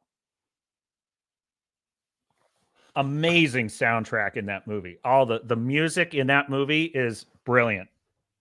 And I will also say of Napoleon, the soundtrack in Napoleon is quite magnificent at times. At times it's not, but like the Battle of Austerlitz, the music in that scene, Star Fury, prepare yourself. It is phenomenal. It's like the score on some of those battles is spectacular. So there were elements of Waterloo that were truly spectacular. It just did not have a good story structure. And that's really so I hope that doesn't poison the well, Tom, but that's really all I'm saying. I'm saying it's a magnificent piece of filmmaking, but it lacks the right story structure to make it resonate, which sounds very snooty and film criticky of me. What do you mean, am I that behind on the chat? Well, listen, the captain has a lot to say. Well, I'm not. I'm all caught up. I'm all caught up, Tom. We're here. So what else do we... So would you like to talk about Wish? I have not seen it, but Ing the Merciless had some thoughts about it. Let me see if I can pull that up for you. Grab this. That would be Alan Ing of the channel Film Threat, who he is like a huge Disney fan, and he considers this the worst film that Disney's ever made. So here you go. Hat tip, Film Threat. Villains, especially in Disney movies, falling from a high place, make the list. Let's see. We're going to go through them. Right. But now, so let me get into the review. Please. Sorry there, man. Okay. This is the worst animated Disney film in Disney history. What? Okay, it's my opinion. I love Gore's reaction. This is my opinion. I've been watching Disney animated films for 50 years, over 50 years. I've seen almost everyone except Homeward Bound, and Brother Bear 2. Oh no, Brother Bear 1. Coming out of this, walking away, watching this movie, I'm going, the animation in this is really bad. And not only that, and really bad by Disney standards. I mean, Walt set the standard. He is the father of animated features. He set the standard. And for some reason, it feels like what the Disney company, Disney Animation had done here is they fired everyone who is a veteran animator and just brought in, people that were cheap. And this is the way this movie looks and feels. I'll start by saying, I'll show you clips here from the trailer, but the way people talk just feels off. It's like too much squashing and stretching, while not squashing and stretching. He has a really good point here that I want to show you. He really should be off to 1/3 to the right, 1/3 to the left. The reason I point this out is I can go through this trailer. There you go. She's in the center.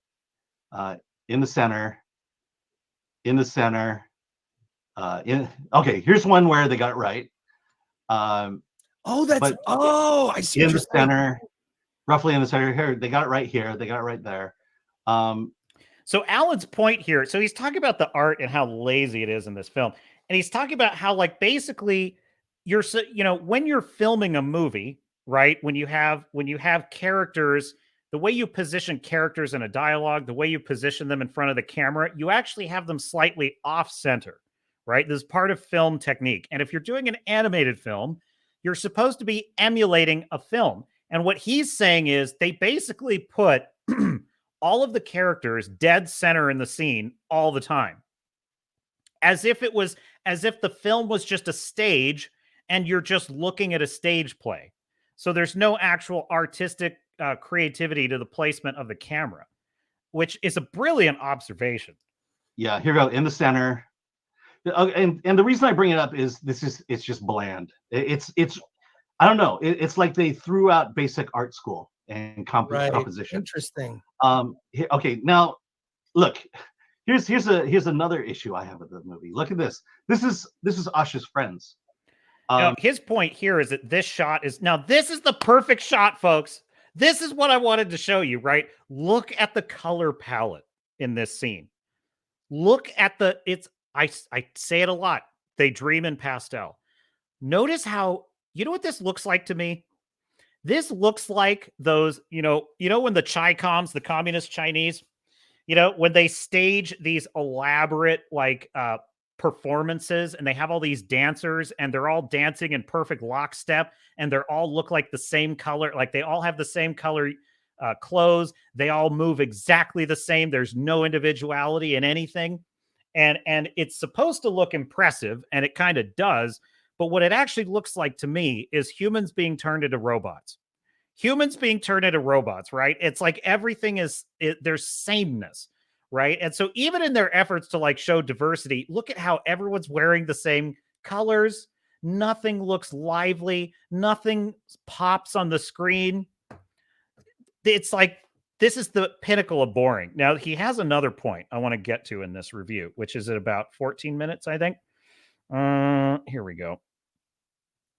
Right here.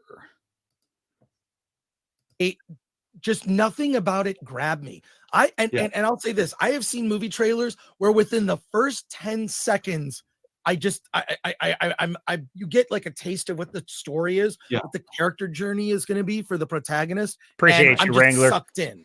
I'm sucked in. I gotta see it. I have to see it. But look, medium shot here. I mean, this is how you film a stage play.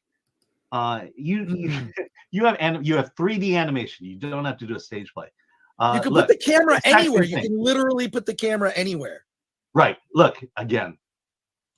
It's I mean, look. This, where was it? I was gonna say that wide shot. Oh yeah, this one here, the medium shot here. Sorry, I'm getting my shots mixed up. But this is a scene from a Food Network television show. Oh my God, it totally is. But what it does is it shows you, okay, the early Disney. So this was such a great point. He's basically saying this looks like a cooking show. It's like, but Gore has a great point here. I'll let Gore finish his point. But I agree with you, Maji-chan, that like this looks like AI. This is AI art. This is AI art. And I'm showing you this to show you something else in just a second. But I want Gore to make this point. Animators and artists. They were inspired by, what were they inspired by? Art. They were inspired by like fine art in the world. They were inspired by classic literature. This Wish is inspired by Disney stuff and what people experience. That's why I think the new generation of corporate like artists, they're not bringing anything new to the table. This just looks very boring in the way it's filmed. Okay, so that's another good point. And then kind of the last point I wanted to highlight was right here. And reaching the quest means that they have to overcome that flaw. And so when we see the character overcome the flaw, we as the audience feel like we can overcome that flaw too. And therefore now the movie becomes inspiring. Here, she's an activist. She doesn't like what the king is doing. So I kind of missed the first part of what he's saying is there's no story here. There's no character journey. And so she's going to go back and undo what the king is doing. The king's not exactly doing the world's worst thing, but we can talk about that another time. And so she's an activist and she has to inspire her friends. And there is a song that sets off the third act. God. Which is basically your protest song. Okay, okay. Now that you've told me more about the story, I have no interest in seeing this film at all. I was want you to see it just to make sure I'm not being overly critical. okay, but everything I've said, there's one silver lining to this entire thing. This movie, the story, the basic story of Wish is an anti-Marxist story. What? Yeah, okay. So and I'll tell you this, it's anti-Marxist, and I will bet you $1 million that the filmmakers didn't even know it. That they just told the story not realizing what it was, that they were so concerned about Asha being an activist that they didn't realize the broader story they were telling. So let me just set this up. Wish is the anti-Marxist story. King Magnifico wants to protect his country. He has provided them safety for a very, very long time. In fact, there's no imminent threat to the kingdom at this time. The kingdom lives in safety, and all Magnifico requires of the people's safety is that they give him their wish. So let's think about it from a political perspective. The government, run by King Magnifico, promises the people safety as long as they give up their freedom of their dreams, their freedoms. A couple of years ago, we were kind of in this situation where the government was promising us certain things, and all we had to do is give up a few of our freedoms. And this is what the basic story is here, and I will bet you $1 million that the filmmakers and the writers didn't even realize what they were doing at this point. So there you have it. There is Aang the Merciless on Wish, which, having not seen it, I trust Film Thread's review implicitly. I have no desire. Oh my God, this movie's gonna be torture. To watch this would be torture. But I said this before, like about the Marvels, like these are dumb people writing this. And I don't say that lightly. I tend to want to give people the benefit of the doubt, but I just have no other explanation for it. And it's like, dude, activists, they have no business doing this. Activism is the death of art. It's the death of it. It's such a low,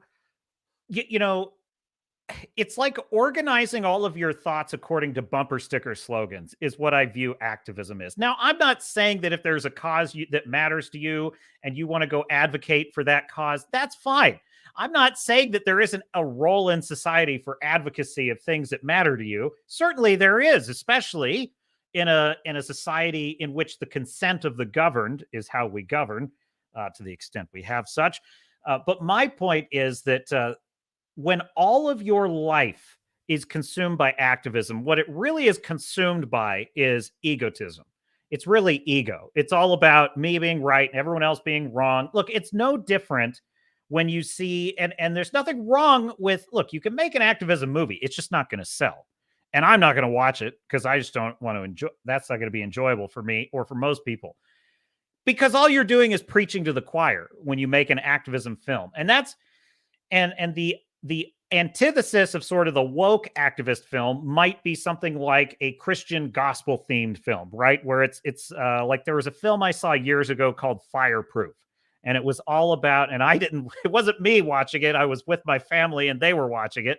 And the whole concept was a man and a wife who are on the verge of a divorce. They have this Christian experience. They find the Lord and it brings them back and it saves their marriage. And it's very much, it's basically, and I don't mean this as an insult, but it is Christian propaganda, right? It is Christian. And now, is that fine? Yeah. But if you want to make like $500 million, you're probably not going to make $500 million with a movie like that. If you want to make a Christian film that's going to appeal to more people, it's going to need to step it up, right? Is my point. So activism cinema it's just not going to be for anything other than people who are super into that, which is an argument, frankly, for niche things. There are niches for all the stuff. The problem with Disney, however, is that this is where all of their creative ideas are coming from. They are all coming from radical, crazy, woke leftists. And they don't have any ideas about life. They don't have any idea. And their ideas are bad. They're bad ideas. That's why they don't even know that they made an anti-Marxist film. They can't even see that they made it because their ideas are so insane and contradictory. And they're so steeped in all that crap. They can't understand why the rest of the world just looks at them and they're like, that's whacked out, folks. We don't want to, And so, of course, they're failing. Of course, they're failing. They have no ideas. And they're not rewarding merit. They're not rewarding like actual success in the cinema. So anyway, but I was trying to get to Maji Chan's point, which is that in the movie, she drew on several pages, flipping through them, meaning the protagonist, right? That created a running lamb. Old school animations, they said it wasn't really a talent. They didn't have to give up their wish. They didn't have to give up their wish. They willingly did so at 18. There was a ceremony. Okay. Well, I think what Ing's point is that essentially what the film is presenting is it's unintentionally creating an allegory about the social contract of a Marxist civilization or similar collectivist civilizations in which the government is saying, we'll keep you safe in exchange for these things. And I'll just give you a non-left-wing example of this, by the way. The Patriot Act. The Patriot Act, which is something I always opposed when that, even in its inception in the early 2000s, which was, hey, we just got hit in 9/11 and we've had this terrible terrorist attack. So what we're going to do is we're going to create a surveillance state to keep everybody safe. And that's when you start to see all the airport scanners and all that stuff. And that's and you could argue, well, it was a law. It was duly passed by the elected representatives of the people, so therefore it was a choice. It was a choice we made as a civilization to create that. And it's like, but that's the bargain. That's the social contract. You're giving up safety and you're giving up freedom in exchange for safety. And as the old saw goes, he who is willing to exchange freedom for safety will keep neither. And so I think what he's saying is these are people who support this idea of like trusting the state in a collectivist society to keep us safe. But they don't recognize that the story they just wrote has painted that exact idea as the villain. So I think that's Ing's point roughly at maybe. But yeah, well, how's this movie doing? How's this doing at the box office? Do you want to find out? Here we go. It's not looking good, folks. Share screen. Disney anticipates another catastrophe as Wish opens to empty theaters. After a flurry of Disney hype, the studio's new animated film Wish is finally in theaters, and the reviews have been a mixed bag of love and disappointment. Fans were pumped for what could be the Walt Disney Company's next Frozen, and save it from a string of box office failures. However, the entertainment giant is now in panic mode. Many critics and Disney's biggest detractors, that would be me, bombarded the film with negative reviews. Disney, hungry for a box office win, might be in for another letdown, as early peaks suggest Wish hasn't brought people to theaters. Oh. Box office analysts were decently generous when predicting the film's opening profits during the popular Thanksgiving holiday weekend. Many anticipated a $45 to $50 million domestic showing, which frankly is not that great. But furthermore, it was noted the film could at least reach the financial success of Moana. According to Box Office Report, Wish has made an estimated two-day total of $12.2 million domestically. This is lower than anticipated, and many analysts are now predicting a measly $30 million showing over the weekend. Folks, it's an unmitigated disaster. Like Disney's Wish grossed, this from Box Office Report, grossed an estimated $3.9 million on Thanksgiving Thursday, estimated two-day domestic gross at 12. Empty theaters and another potential flop. Some people on social media have acknowledged that showings of Wish in their local theaters have been surprisingly empty. Animated Disney films have a long history of dominating the box office. The company has now gone several years without performing well in this period.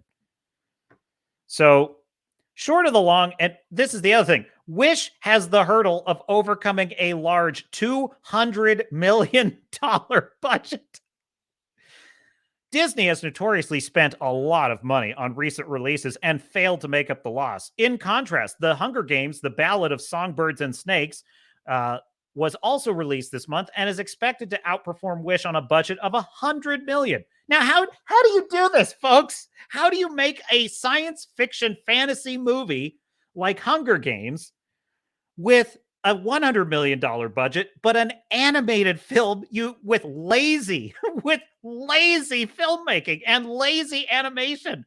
You can't make it for less than $200 million? Disney's basically like a union company now. Like they must just spend money on like massive DEI HR departments, you know? Like they must have an HR budget and like a health and safety budget and like an employee wellness program and just all kinds of shit that is just draining money for nothing. Can you just imagine? How do they even waste this much money?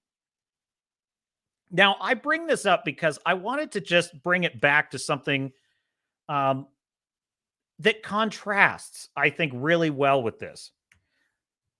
You know, I'm just going to pull up the trailer.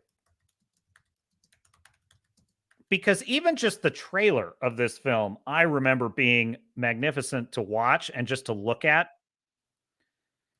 The music, everything. You'll know exactly.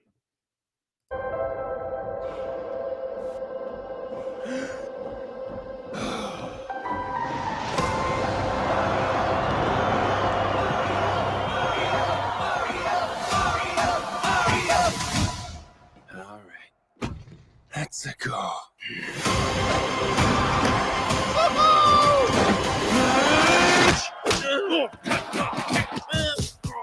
Oh my God. Okay. Not sure if you know who I am, but It's like, right, look at the color, look at the brightness, look at how distinct everything looks. Like, this does not look exactly like any other animated movie to me. Like, it doesn't make me think, oh, this looks just like a Pixar movie. It looks just slightly its own in almost every quality. The characters have life and expressiveness. about to rule the world. Wow. Yay. But there's one problem. There's a human, has a mustache, just like you.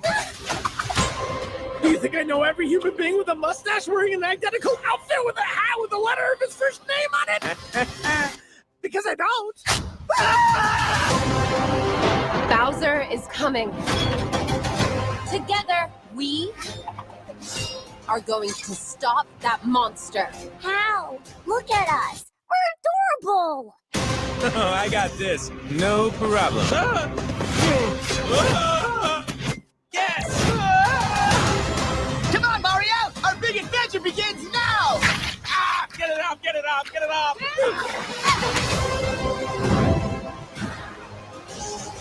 There's a huge universe out there. Whoa! With a lot of galaxies. They're all counting on us.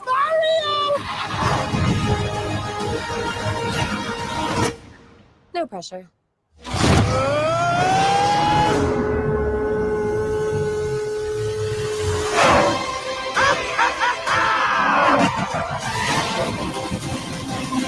Wahoo!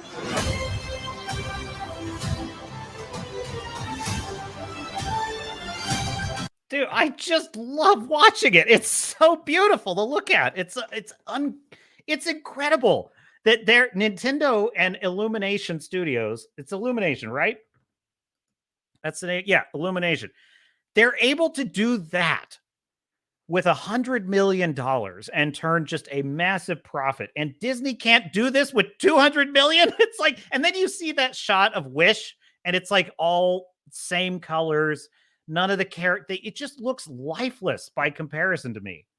So it's like Disney they are not good at making Star Wars content. They're not good at making superhero movies. They're not good at making animated movies. They're not good at making live adaptations of their past successful animated movies. What the hell are they good for? They can't make a theme park ride out of Star Trek or Star Wars that's successful. Like, what? Are they good at anything that their company was founded on? It's unbelievable. And listen, this is an accumulation.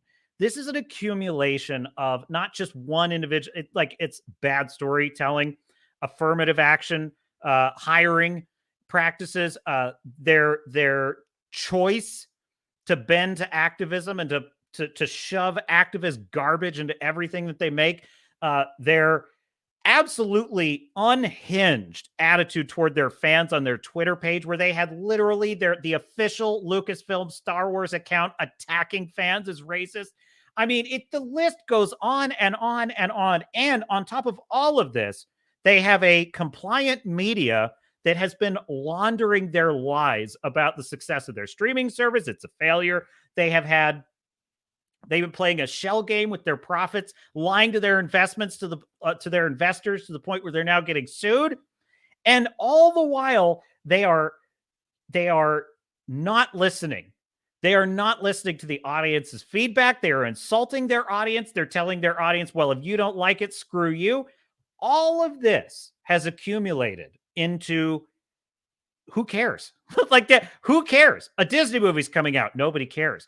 Folks, their brand is based upon the iconic nature of those characters, right? If they lose that, this is like generations are going to stop passing Disney characters on. Like this, Gary at Nerdrotic makes this point all the time. Comic books have effectively died because nobody is passing them on anymore.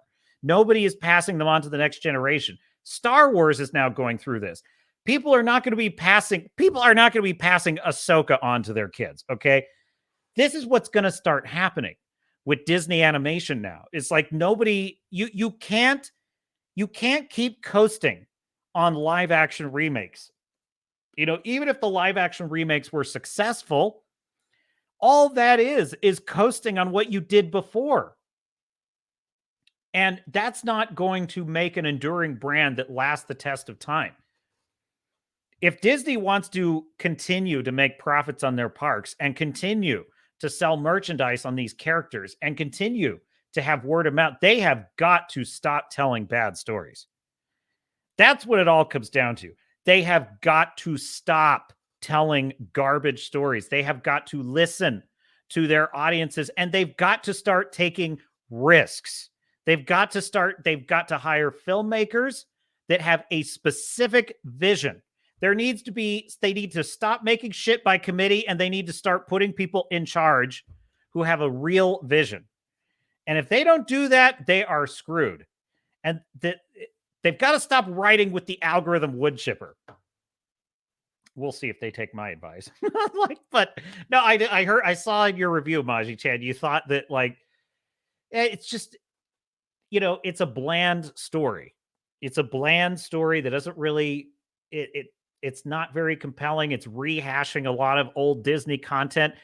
It's all become self-referential. Disney stories are now self-referential to Disney. Star Wars is now self-referential to Star Wars. Marvel is now, MCU movies are now referencing other MCU movies. It's very incestuous, quite frankly.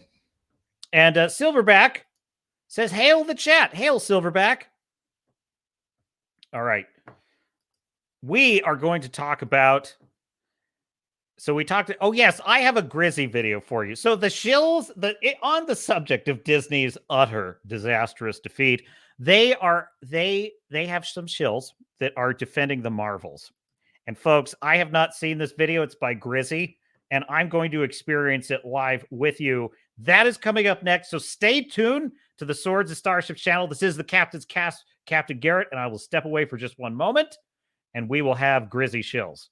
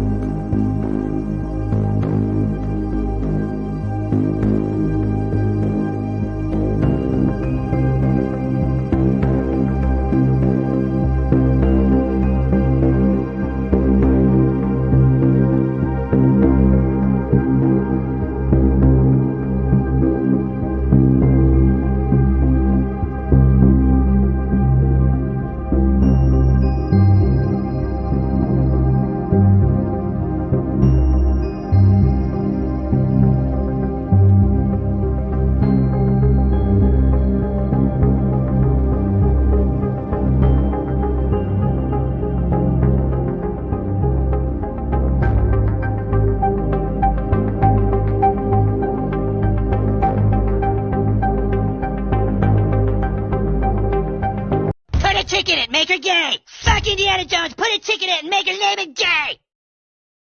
And we're back. And we're back. See, this is where having a co-host would be helpful because I can tell the co-host, just keep talking. Captain will be right back. But now, if you don't know, Grizzy is a YouTuber who is doing a service to humanity.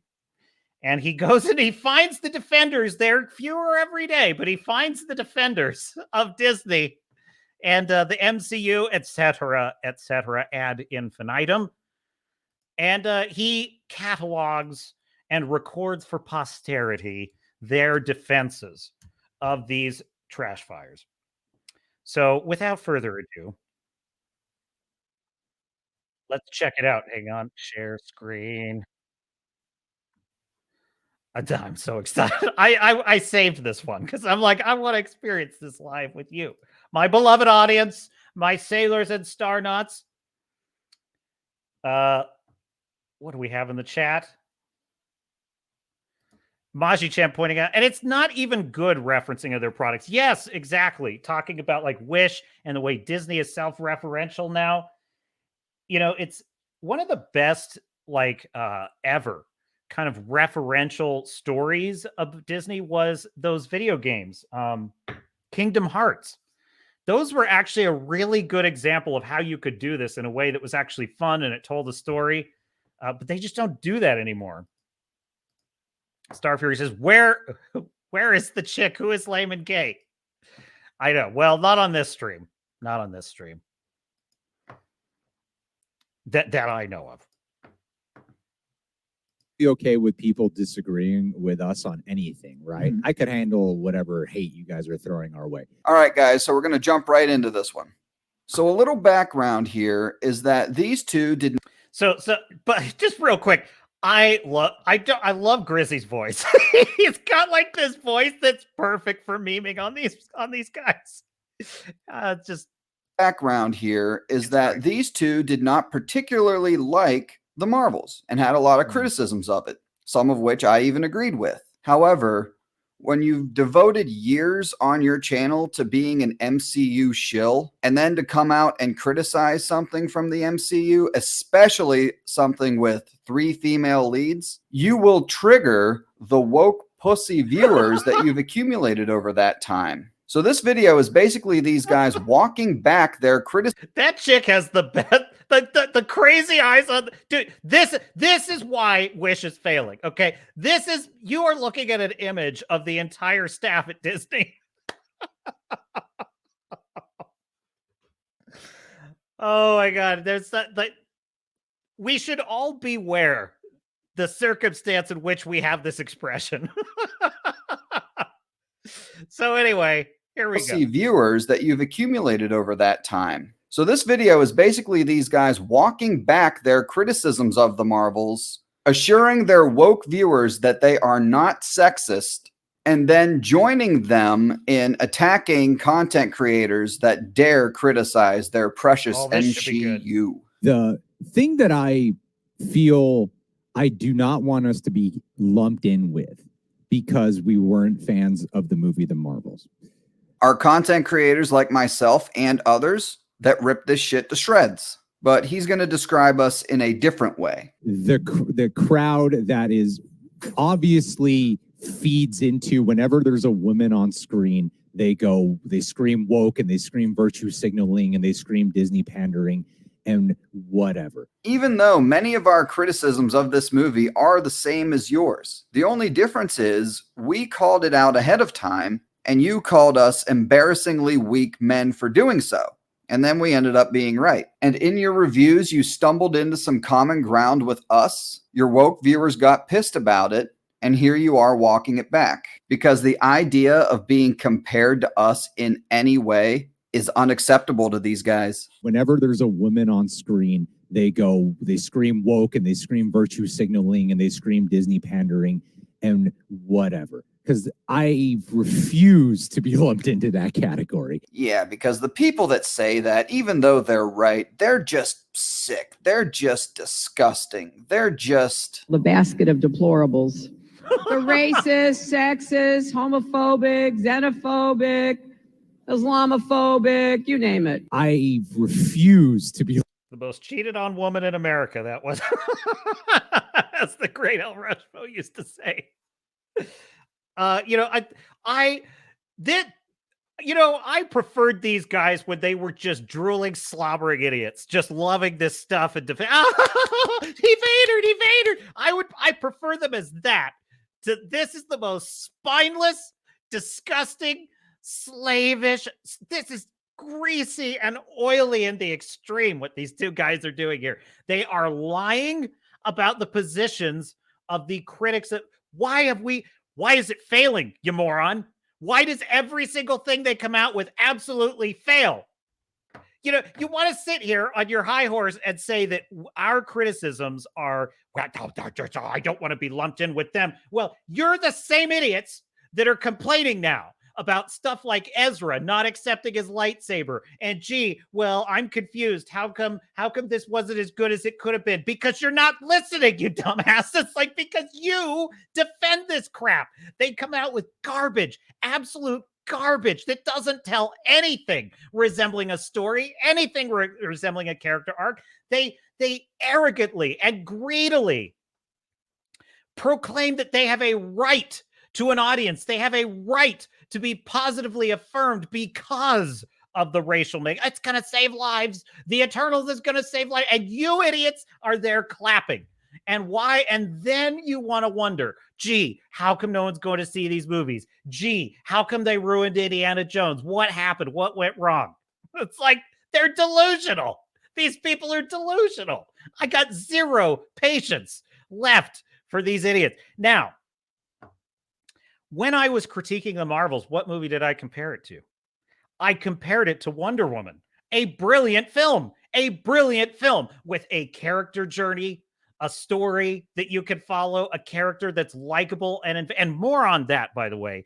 Should a character be likable? Do they have to be likable? What is likable? We're going to get into that because I have an important thing I want to discuss on this exact topic. But it all feeds into this. It's like you are arguing with a position we do not have. There is not one YouTuber I follow, not one, that can't name at least several female-led intellectual properties that they are giant fans of, and usually that are also concurrently being ruined by the woke mind virus as we speak. But let us continue with the shills. The shills are begging. This is a hostage video, folks. They are begging for the forgiveness of the mob right here. Lumped into that category. That's what they think of us, and that's what Disney thinks of us. Now, this next part I found incredibly hilarious. So they proceed to list all of the shitty movies and shows that they like with a female lead. Like, check this shit out. I love Black Panther, Wakanda Forever, and a lot of people did it. Yeah. We are two people here on camera who often get a lot of crap for liking a television series called She-Hulk. Yep. Jesus Christ. We loved Miss Marvel. Yeah. Birds of Prey is another movie got a lot of crap for in conversation for really, really liking a lot, and I'll probably get it right now for it. Like it more than most Snyder stuff. Lady director, all female cast, really loved it. Yes. I want to throw up in my mouth. This is the grossest thing I've watched in a long time. See, we're not sexist. We loved She-Hulk. We're not sexist. We love Birds of fucking Prey. I just love that. By the way, I watched Birds of Prey. That is a pile of nonsense. That movie is nonsense. Nothing happens in that movie. It's a blender of stuff happening. That's like not a story. It's absolutely, I think it was written by someone who literally was off their meds. Like a bipolar off their meds wrote that movie. That we have to list women. I know. Here we are. That's a having part. to prove that women are good. You don't have to prove anything to these people. Imagine the insanity. It's just so nobody is arguing that women are or are not good. This is not even an argument society is having. This argument was settled. It was settled in the 80s. It was settled in the 90s. It was pretty much settled by the 70s. This is not an argument that Western societies are actually having. This is a fake phony narrative that a bunch of crazy radicals have invented. And now we are in the position of having to say outrageously stupid things like, oh, I support women. I think women can be characters. And I'm not like those other guys who think women can't be characters. This is so stupid. Why do I live in this timeline? Why do I live in this timeline? I don't understand it.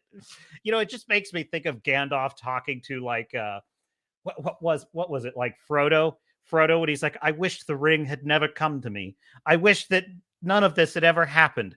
And it's like, I'm like Frodo in that scene. I'm like, I wish that I didn't have to argue with these morons who think that I hate female characters in movies just because I don't like their movie. And it's like, and then I hear the soft voice of Gandalf saying, so do all who live to see such times. But that is not for them to decide. And that makes me feel better.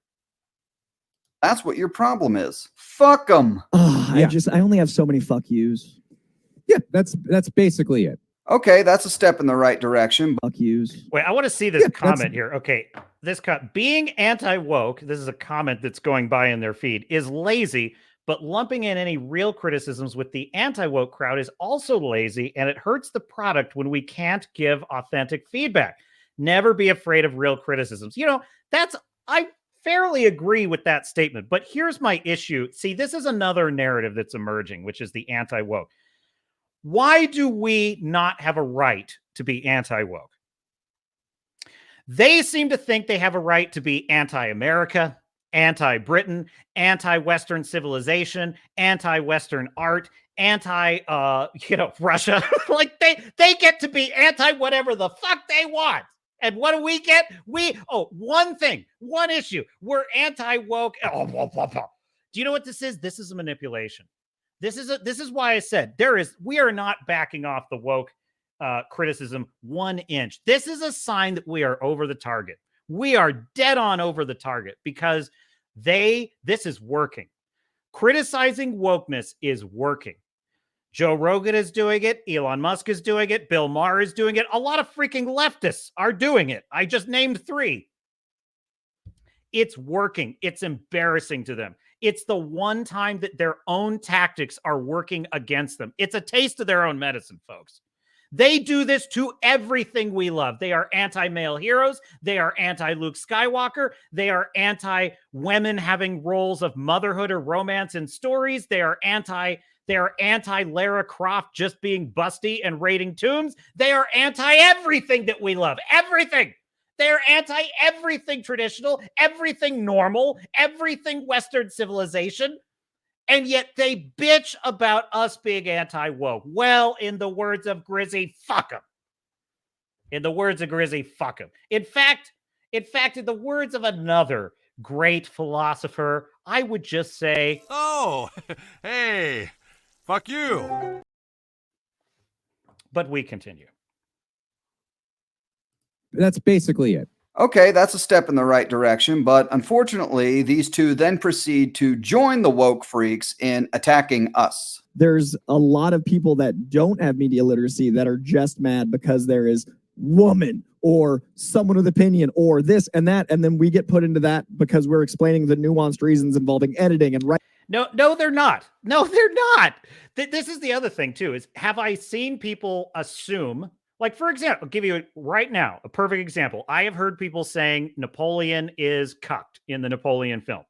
And it's like, now, 2 things. Number 1, no, he's not. And number 2, I understand having that reaction to the film because we are so conditioned. We were minding our own business. We, the normal, rational people, the nerds who just enjoy what we like, Captain America, Wonder Woman. We like the things we like, okay? Doctor Who, whatever it is. We were minding our own business with our magic cards and our Warhammer and whatever else.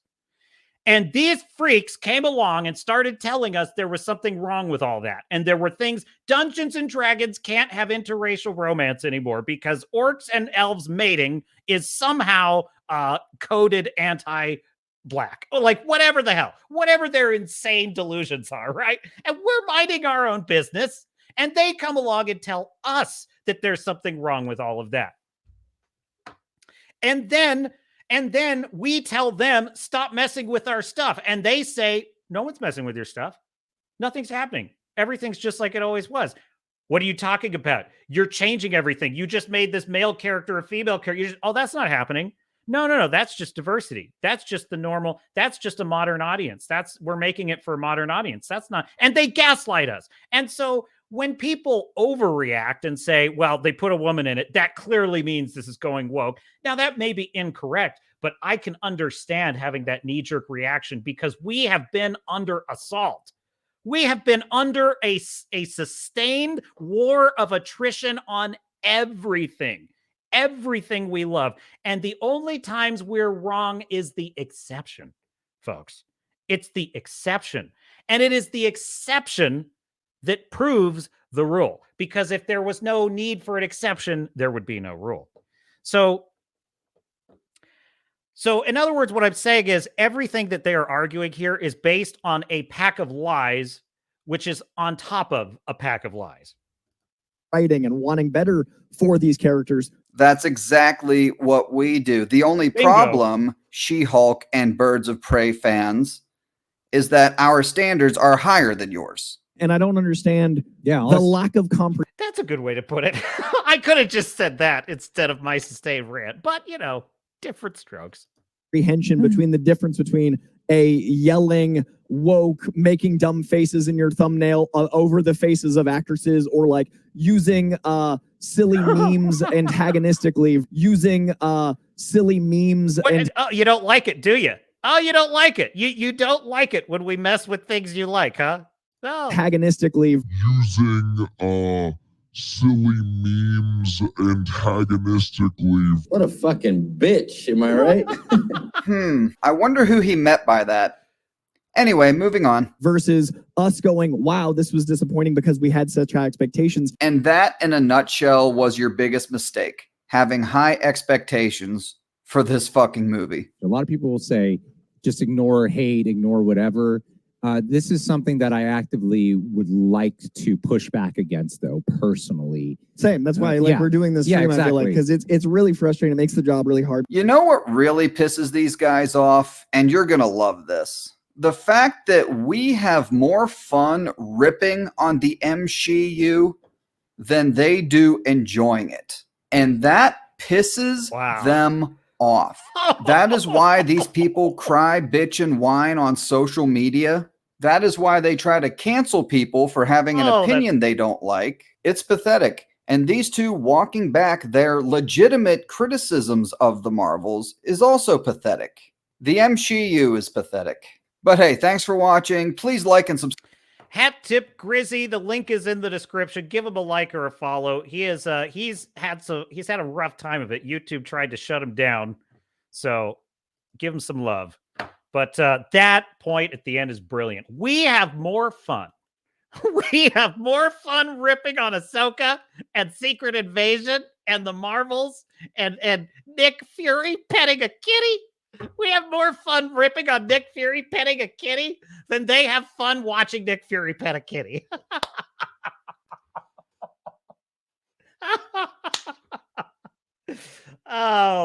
We have more fun ripping on all the chicks that they made gay than they have watching the chicks be made gay. That's the whole point. That's what they're really upset about. It's classic child psychology, folks. Like that's, when a child gets a gift, but then they see another kid having more fun with their gift. It's like, well, now I want what they have. It's don't you just love to see it? Star Fury with a £2 sterling super chat says, a drink to anti-woke cheers, mates. Well, hat tip to you, Star Fury. And you're a credit to the service.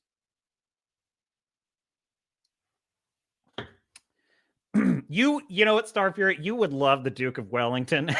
And I think he's your kind of bloke in Napoleon, because he is just pure British, just disdain.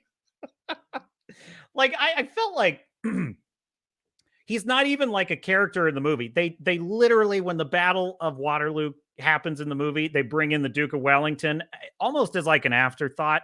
And it's almost as if like he just shows up and decides that Napoleon is to be defeated. And, you know, I feel like that's not exactly nuanced, but I'm just saying just the way he comes across in the movie, I feel like you would dig it. It's like he just sneers at Napoleon the whole movie in classic British tradition. He's just offended. I actually don't think that's probably very accurate to the real Duke of Wellington, because I actually think the real Duke of Wellington, you know, didn't like the guy, but I do think he respected Napoleon's achievements, and I think that's how he was able to beat him, because he had a certain amount of respect for what Napoleon was able to do. So anyway, I just thought I would point that out. So that this Grizzy video kind of brings me to something else I wanted to bring up, which is this review here. Where is it? Yeah, let me grab this real quick. Okay. Now, the actress who is the star of Prometheus had something to say. This from Bounding Into Comics. Prometheus star Noomi Rapace, who is that? I forget. Anyway, Prometheus star Noomi Rapace would rather play roles written for men than likable women. Quote, fuck likable. Okay. Got it. Hollywood is crazy for gender-swapped roles, especially in the superhero and action genres. Paul Feig's Ghostbusters Answer the Call is the most notorious example that didn't go over well, but despite diminishing returns with female-led action movies, the trend probably won't end unless a drastic paradigm shift occurs. I take issue with that line. I would say diminishing returns with badly written female-led action movies. There are plenty of examples of well-written female action movies in all recent years. Though the studios might be hemorrhaging money, they don't care. They'll go until the wheels fall off, and there is a surprising reason beyond the narrow motivation of the reckless abandon lampooned by South Park. Some actors leave the impression there is more going on than pandering to a small population and the stubbornness of Kathleen Kennedy types in the upper echelons. In some cases, the performer demands a part they don't fit. Swedish actress Noomi Rapace, known for her country's adaptation of The Girl with the Dragon Tattoo and Ridley Scott's Prometheus, falls into that category when discussing her by the way, as I recall, she was, as the critical drinker would say, a boring plank of wood in Prometheus. But anyway, when discussing her 2022 film Black Crab, an adaptation of another Scandinavian novel, Rapace explains she prefers playing roles that are bold and punishing, as opposed to fragile or likable. I can't read a script and be like, I don't want to play the female lead, but what about the male lead? I like that character more. For so many years, the female roles were cute and pretty. They're attractive and they're likable. They're so damn likable, Rapace told the Netflix subsidiary Tudum. I'm like, fuck likable. So director Adam Berg rewrote the film to fit her and named the character Caroline. Interestingly, this isn't the first time this happened in Rapace's career, and the last occurrence affected the whole cast. Quote, a gender switch happened on What Happened to Monday, the first film I did for Netflix, where it was originally about 7 brothers, and when I came on board, it was changed to 7 sisters. And now, with Black Crab, I think Adam knew that he wanted me to bring Caroline Ed to life. Yet for her, there was an opportunity to explore the primal side of motherhood. I was at my most primal when I did Lamb. I was standing eye to eye with the sheep mother, and we had a staring contest, and I just felt we're both protecting our babies, Rapace said. And I was like, I'm as much an animal as you. She continued, and I feel like that protective instinct is something deep in my core. It's something I can easily tap into, and there are so many forms of motherhood. It's an endless ocean of different motherhoods and different relationships you can explore. It's so primal and real. As a mother, she relates and pushes for this kind of role. Well, I don't disagree with that. I think that makes a lot of sense. She says, I find these roles fascinating because it's my love for my son, and what I would do for him is my strongest relationship. That's the only relationship where you have no hesitation. I'll die for him any day. I'd go to jail for him. I'd bury a dead hooker for him. It's something very powerful, very clear, and very selfless and unconditional, she added. Rapace also relished the chance to push herself physically and return to Sweden to work in the raw elements of the climate there. I think it's important to tell stories about fighting through and coming back and healing. I asked myself, how far can you get with your willpower? She said. In other words, the hook was mind over matter. For example, when you decide to do something, your mind is so strong, you can basically give your brain so much information that it will make the body start to believe in it. That, combined with her motherhood, created a layered and interesting character for me to step into. However, the process wasn't easy as Rapace experienced a regrettable injury. She said, I had an accident early on in the film. I broke my nose in the movie and we had to pause production. I had to heal. When I came back on set, I was scared to be hurt again. I was scared because I felt like I lost all my training. I felt vulnerable. I felt fragile, and I had to ask for help. I had to admit that I was small, that I was scared, that I felt insecure, that I had a ghost in my head, and I felt a lot of stress in my body. I had to ask people for help, and I had to include people in my fragility and in that state of vulnerability, which I never experienced publicly before, Rapace continued. This conspicuous trouble gave her an epiphany. Quote, I've always thought I was strong on my own and that I can survive anything and that I don't need anybody else. Then, in the midst of filming, I needed people, and it was okay for me to ask for help. From her stunt double is what she was talking about there. Great. Well, I feel like that story did not really fit the headline of this, which was, screw likable women. I actually think that the point she's making, pretty much in context, I pretty much agree with. But I think there is a red herring in here. Well, maybe it's not a red herring, but I think there's a straw man in here that is quite dangerous in writing, which she is saying, I think all these female roles, they're too cute, they're too pretty, they're attractive, and they're likable. Okay. Well, allow me to explore this concept, my dear sailors and starnauts, because I've heard this a lot from like writers groups I've been a part of. It's like, I'm tired of making characters that are likable. I don't want my character to be likable. I've also been criticized. Your character's not likable. Well, allow me to share with you a quote from the book Save the Cat by Blake Snyder. It is, in my view, pretty much it is just a flat out writing story structure 101. If you want to write good story structure, you got to read this book. Quote, this is from the book. So the quote begins. I also undertook the writing of this book because of the lack of common sense I see in many movies that get made today.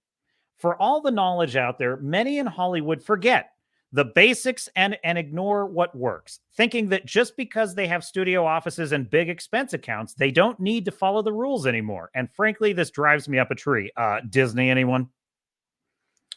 As I am writing this book, Blake Snyder goes on, there is one phenomenon in particular that really bothers me. And yet, from a business point of view, it's pretty smart. It's the make sure it opens or else trend. This is where you spend a lot of money on the movie, hype the bejesus out of it, open it at 3,000 plus theaters, and have a huge first weekend to recoup your cost. And who cares if your movie drops 70 or 80% in its second weekend because of bad word of mouth? This book was written quite a few years ago, and he's basically describing the msheu without even knowing it. What bugs me about this trend is that for all the money they're spending on star salaries, special effects, advertising, and marketing, and don't forget all those prints, it would be better spent, and the movies would be better too, if the filmmakers just paid $4 for some paper and pencils and followed the rules of how to write a good movie. Take a hip, slick movie like Lara Croft 2, for example. They spent a fortune on that film, and everyone is still wondering what happened. They can't figure out, why didn't it bring in the audience of targeted men? Well, it's not surprising to me. What's wrong with this picture? Where did the filmmakers go awry? To me, it's very simple. I don't like the Lara Croft character. Why would I? She's cold and humorless. And while that's fine in the solitary world of video games and comics, I disagree on both of those counts. I think video games, that's kind of a fine line, but certainly not in comics. So I disagree with him there, but he's basically saying it doesn't make me want to leave my home to go see the movie. The people who produce this film think that you can like her, you can get people to like her by making her cool.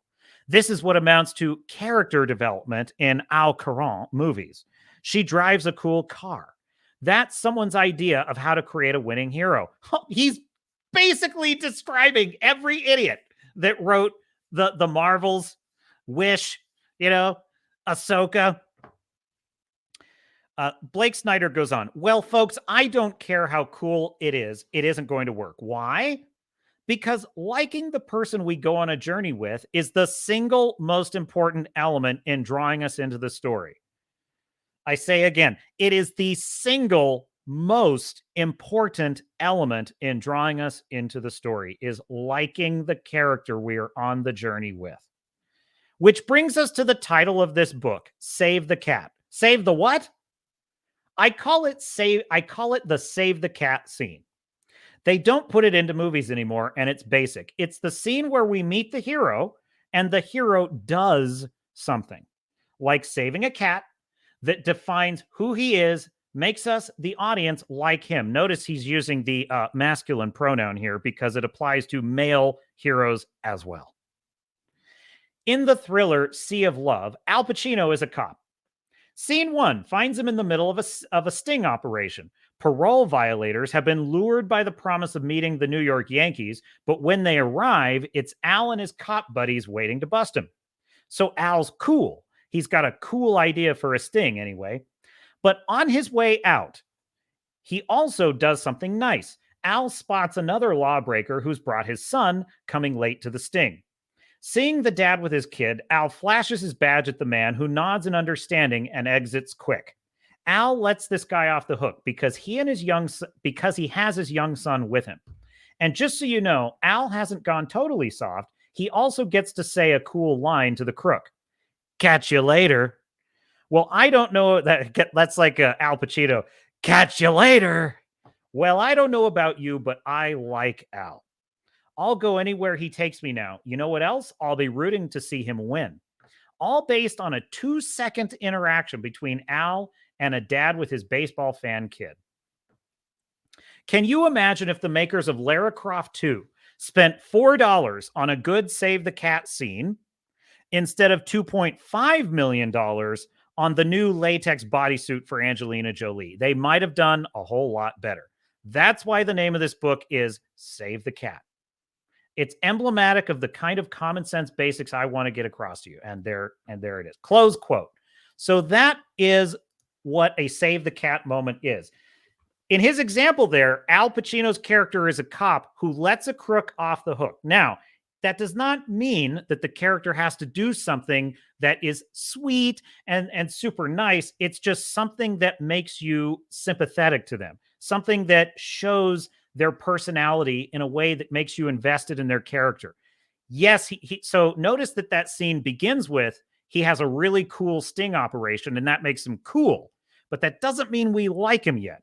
It's not until he sees the bad guy showing up with his kid. He feels a little bit bad for his kid is about to watch his dad get arrested. He decides, you know what? I've got enough criminals for the day. I'll let this one go. And then he follows it up by saying, catch you later, meaning this isn't over. All protagonists need this. By the way, villains need this as well. Villains need a Save the Cat moment, and that is not them doing something nice. It's usually them doing something bad, but in an interesting way that pulls you in. You know, Heath Ledger's Joker, for example, in The Dark Knight, has tons of Save the Cat moments that make him almost more likable than Batman. You know, it's like the scene where Batman is beating the crap out of him, and he's explaining how little power Batman has over him. I think that's like one of the best villain Save the Cat moments for the Joker, because it illustrates his cleverness, and it illustrates the thing about him that's unconquerable to Batman. So when I hear, you know, Noomi Rapace saying that she doesn't want to play women that are likable, I think she's very much misunderstanding that it doesn't matter whether you're playing a chick that's badass or not. She still has to be likable. If she's a James Bond has to be likable. If James Bond isn't likable, James Bond is not worth watching. There is no exceptions to this. So I think ignore this rule at your peril. Star Fury says, all British people feel disdain for everyone not British. Yes, referring to my earlier comment about how, you know, Wellington, the Duke of Wellington in Napoleon just has nothing but a permanent look of disdain on his face. Yes. Another idiot actor, shut the F up and act, you asshole. You know, I actually think that was a bit of a clickbait headline, though, because it's like when you actually read her comments, I mean, I mostly agree with her. She's like, I want to play roles that are complex. And okay, fine. But I think she's conflating the idea that like there's a certain type of likable that all women have to be. Nobody is making this argument. Nobody has been making this argument since film in like the 70s and 80s. It's like, I think that what's happening is they are still doing battle with the old boys club that has already gone extinct. It's like it's already gone extinct. Now, are there still, Hollywood is a knife fight, cutthroat business, and they are projecting all of their morally bankrupt problems onto the rest of us. They're projecting them onto the audience. And it's like the audience, whether or not a Harvey Weinstein ogre is running the casting couch for all of these movies, that has nothing to do with us, the audience. That has nothing to do with us. They are projecting onto us their issues with racism and misogyny and all this crap that's going on in that cesspool. And they are creating false narratives among the fans that is dividing the audience so that they can manipulate us. And it's just not working anymore.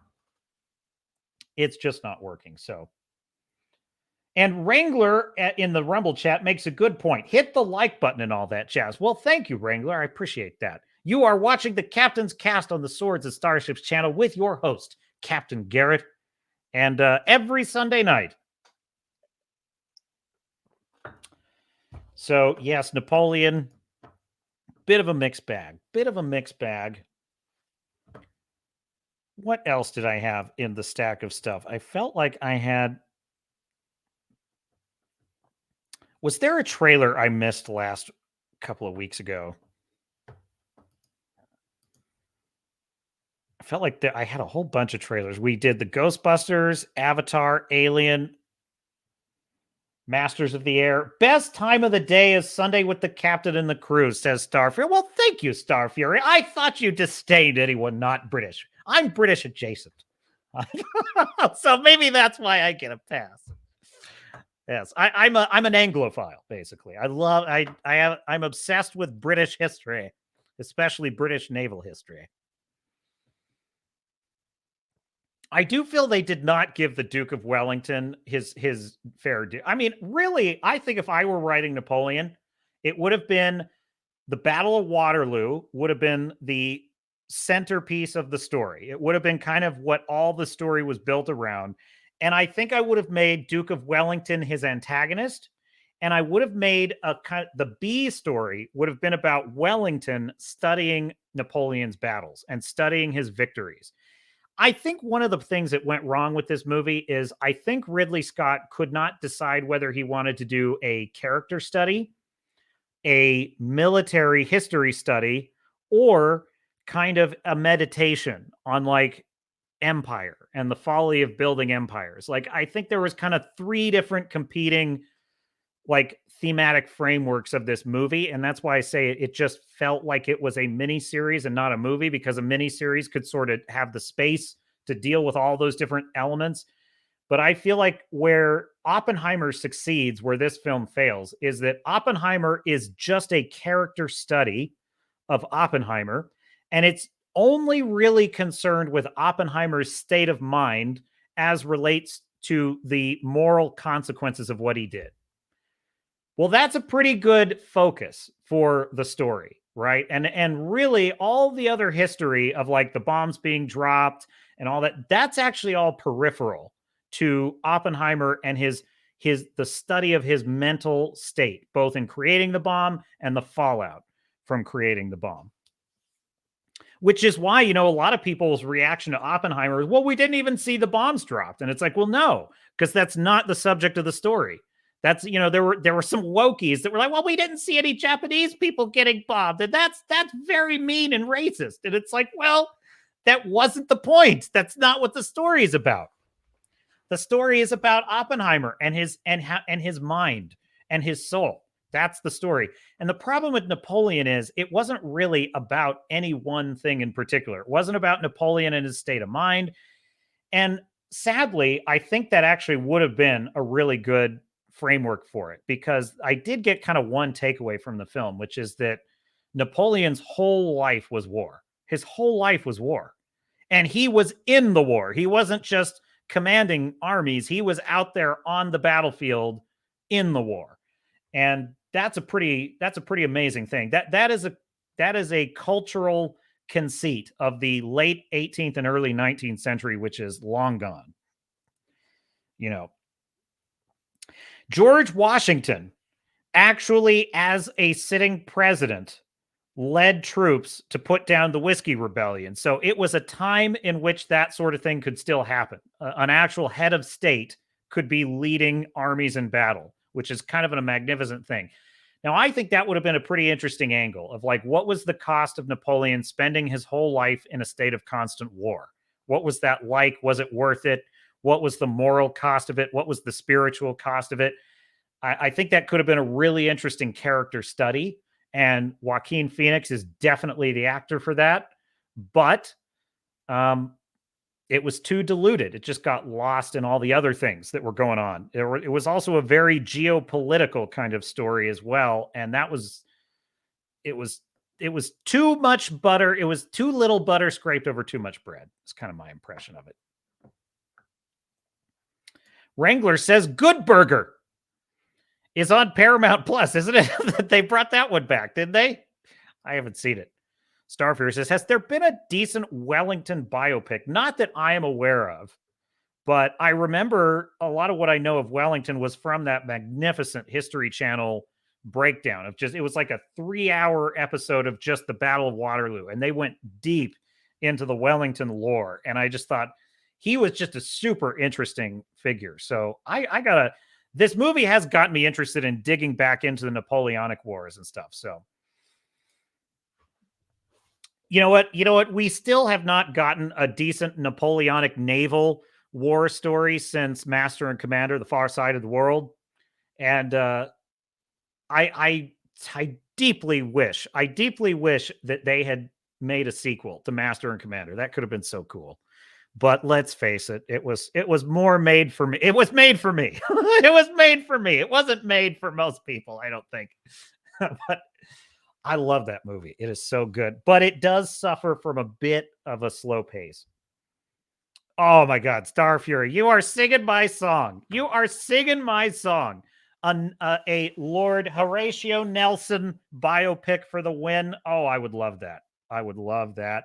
The Battle of Trafalgar.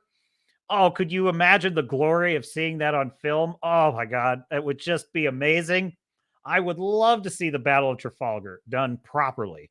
And by the way, I would do that with Nelson. I would have it be that it's about the Battle of Trafalgar, but we kind of go back in time and we see Nelson's rise through the ranks. That would be an amazing story. The king expects that every man will do his duty.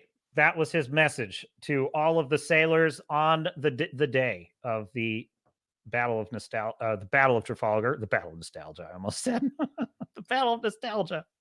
Dude, what a hero's death! Yeah, he got sniped. Nelson was, in fact, it was very common. By the way, it was very common practice in naval warfare in those days. They would post Marine snipers in the cross trees, and they would be looking for officers on the quarterdeck or just on the decks, and they would take them out.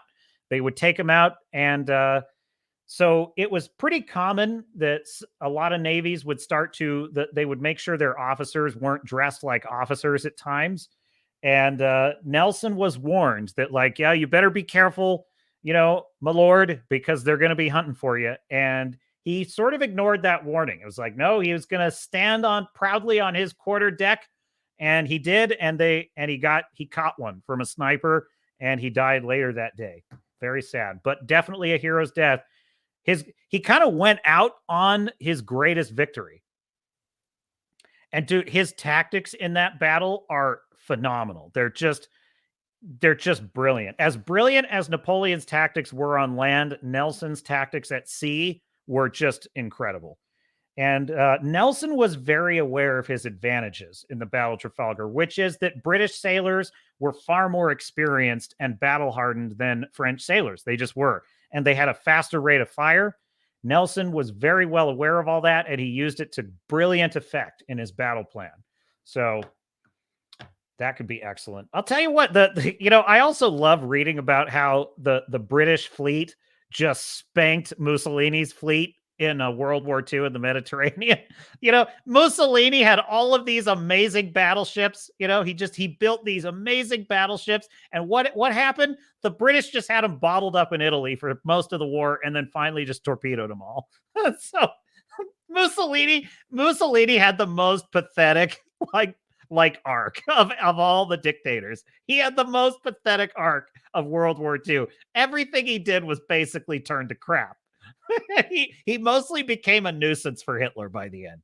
So, but yes, the British Navy humiliated Mussolini. If they had a lick of sense, Mussolini and Germany could have turned the Mediterranean into an Axis lake, but they did not understand that the aircraft carrier had already proven battleships were dinosaurs. They had their day. And they never built an effective aircraft carrier. What they did have, they never used effectively. I mean, really, the fact the Axis never took control of the Mediterranean is a complete boondoggle on their side. Like it was a complete. It was snatching defeat from the jaws of victory. They never attempted to take Gibraltar away from the British in World War II, and a lot of that has to do with the fact that Spain was kind of an ally, and the fact that fascist Spain was an ally meant that Hitler wasn't very motivated to pressure Spain to take Gibraltar, and Spain did not want to get involved in that, wisely so, because they kind of were waiting to see which side was going to win. Ironically, if the Marxists had taken over Spain, then Hitler would have had a reason to invade Spain and probably would have taken Gibraltar, which might have gone better for him in the Mediterranean theater. But it's kind of one of the weird ironies of history. Hat tip Victor Davis Hansen for that magnificent analysis, by the way. Star Fury says, Mussolini didn't even make the trains run on time. Well, he certainly didn't make the Navy run on time. That's for sure. That is for sure. Actually, lest I forget, I have been watching this show Invincible. Like I binged the whole first season, which if you don't know, Invincible is an Amazon original series based upon the comic book Invincible by Robert Kirkman. And I kind of avoided watching it for a long time because the boys had kind of turned me off to Amazon's attempts at superheroes. And I kind of expected it to be another one of these subverting expectations kind of things. And but then I heard Shad talking about it on Friday Night Tights, and I was all right, well, I'll give it a watch. And I've got to tell you, so far, it is magnificent. It is a magnificent superhero story, and it feels very much classic superhero to me. Now, they do turn a few common tropes of superheroes on their head. I would say as the Orville is to Star Trek, Invincible is to like DC and Marvel is what I would say. It's almost as if someone who loved the classic characters of Superman and Batman and the Flash went and said, okay, I'm just going to do a spinoff that's basically a copy of all those characters, but I'm going to do it the way I want to do it and have fun with it. So it's very much like how Seth MacFarlane took the idea of Star Trek and made the Orville, right? And like the Orville, it's actually a lot more, I would say Invincible is more like classic comic books than the current MCU and DCU is like comic books. And they kind of turn some of the ideas of Superman on their head a little, but they do it in such a brilliant way. But what it is it's a hero's journey. It is a hero's journey, and it focuses on the titular character of Invincible, aka Mark Grayson, who is the son of a human and a Viltrumite. And a Viltrumite is basically like a Kryptonian in this universe. So they're basically like Superman. They have most of Superman's abilities, but not exactly. They don't have laser vision, but they have all the speed, strength, and superhuman and indestructibility. And his superhero father is Omni-Man, and he has been protecting Earth ever since he arrived. And the lore, like the superhero lore in this universe, is really interesting. Like, it's very rich and detailed, and it never, like, it does unexpected things with the tropes that you normally expect. And I'll just tell you, the first episode of the series basically starts with Mark Grayson. He's not superpowered yet. He's been waiting all these years as he's been growing up. He's a young adult now, and he finally gets his superhuman strength and speed and ability to fly and all of that. Now it's time for his father to start training him to be a superhero. And most of the episode is just his father training him to fly, training him to be a superhero, teaching him the history of his people, the Viltrumites, and their grand mission. You know, the Viltrumites go across the stars and they each choose a planet to protect, and they become the protector of that planet. And that's how he met his mother, and that's all well and good. But then there's a kind of Justice League in this world, and it's basically a mirror image of the DC Justice League. So you have a Batman analog, you have a Wonder Woman analog, you have a Flash analog. And at the end of the first episode of the series, Omni-Man shows up at the Justice League headquarters in this world. They're called the Guardians of the Globe. That's what they're called. They show Omni-Man killing every member of the Guardians of the Globe. And it's basically like what it would look like if Superman showed up at Justice League headquarters and killed all of the Justice League. That's basically what the first episode ends with. It is bloody. It is brutal. It's crazy. It's absolutely epic. Now, I see that and I'm kind of on the fence. I'm like, on the one hand, that was really awesome because it was kind of like a really good what if Superman killed the Justice League, and it's kind of fun to watch. On the other hand, it smacks of nihilism. It smacks of dystopia. Is this just a thinly veiled boys kind of thing where it's going to be about how superheroes are crap, superhuman characters are bad, humans are awful, this is what I'm worried about, right? But I kept watching it, and it turns out that really it's not. It's basically about I would say the first season is kind of a why done it. It's kind of a why done it story at the highest level of like, why did Omni-Man kill them? And it's not clear. Was he being controlled? Was it a mind control thing? Were they evil? Were they actually not what they seemed and he was doing the right thing? And then finally they reveal at the end of the first season why he did it. And it's pretty brilliant. It's pretty amazing. And it all is focused around the superhero story of his son, Mark Grayson, aka Invincible, and learning to be a superhero kind of with the backdrop of this mystery of why did Omni-Man do it? And then if he did it, why did he do it? Right? Super interesting. And the lore in this show is deep. It's complex. The superpowers, the way they play off each other are really good.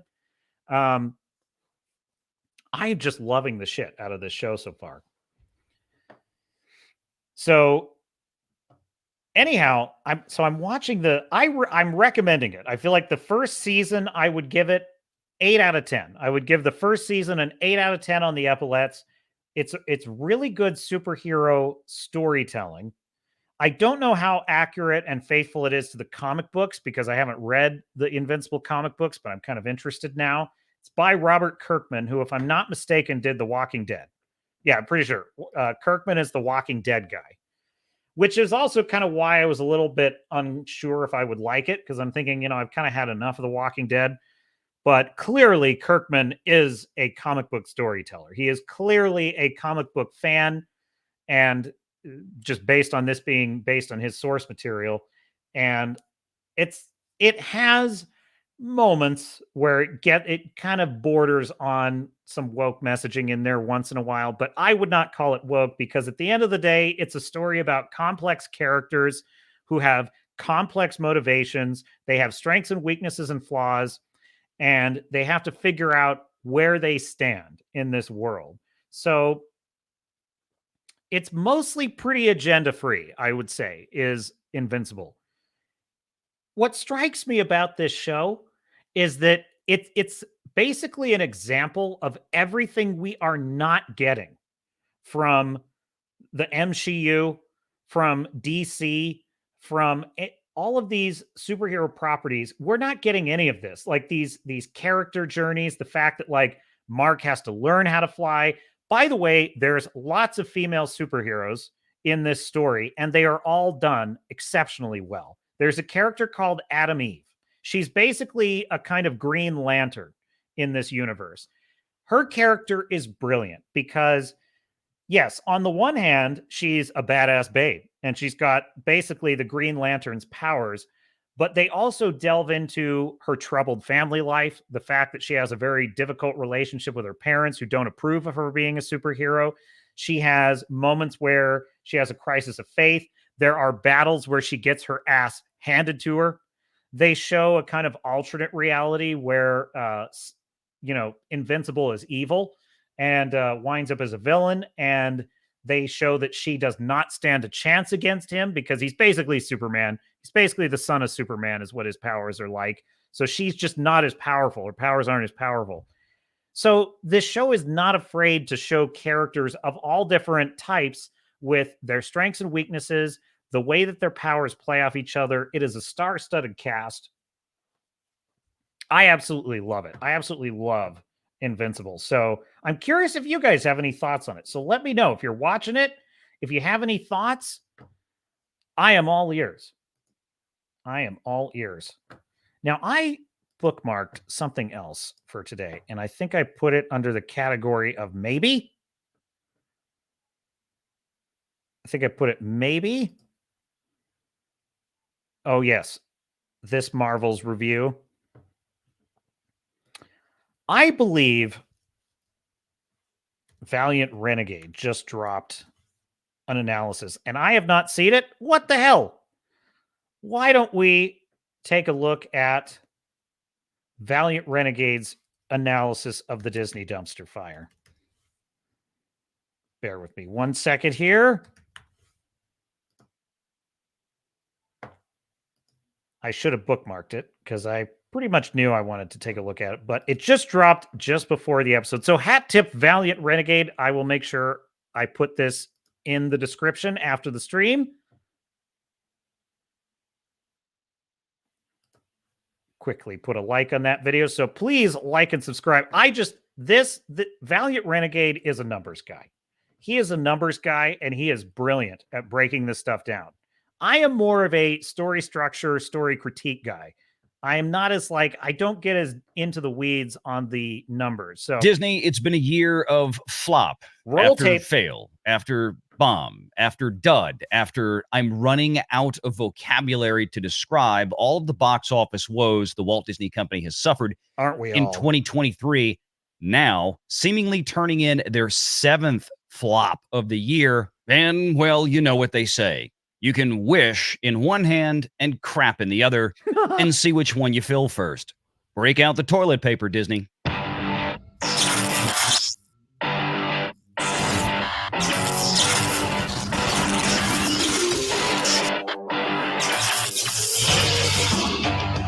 Renegade Online.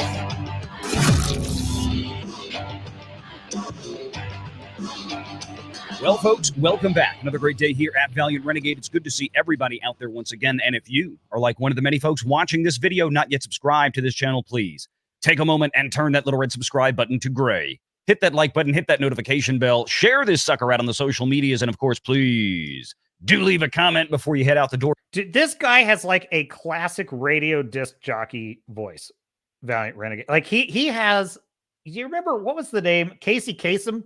I don't remember Casey Kasem. He used to run he used to do the top 40. His voice is just like that. He is like an old school radio broadcaster. For today, make sure to join us this afternoon, Sunday, November 26th at 6 p.m. Eastern, right here for the live show.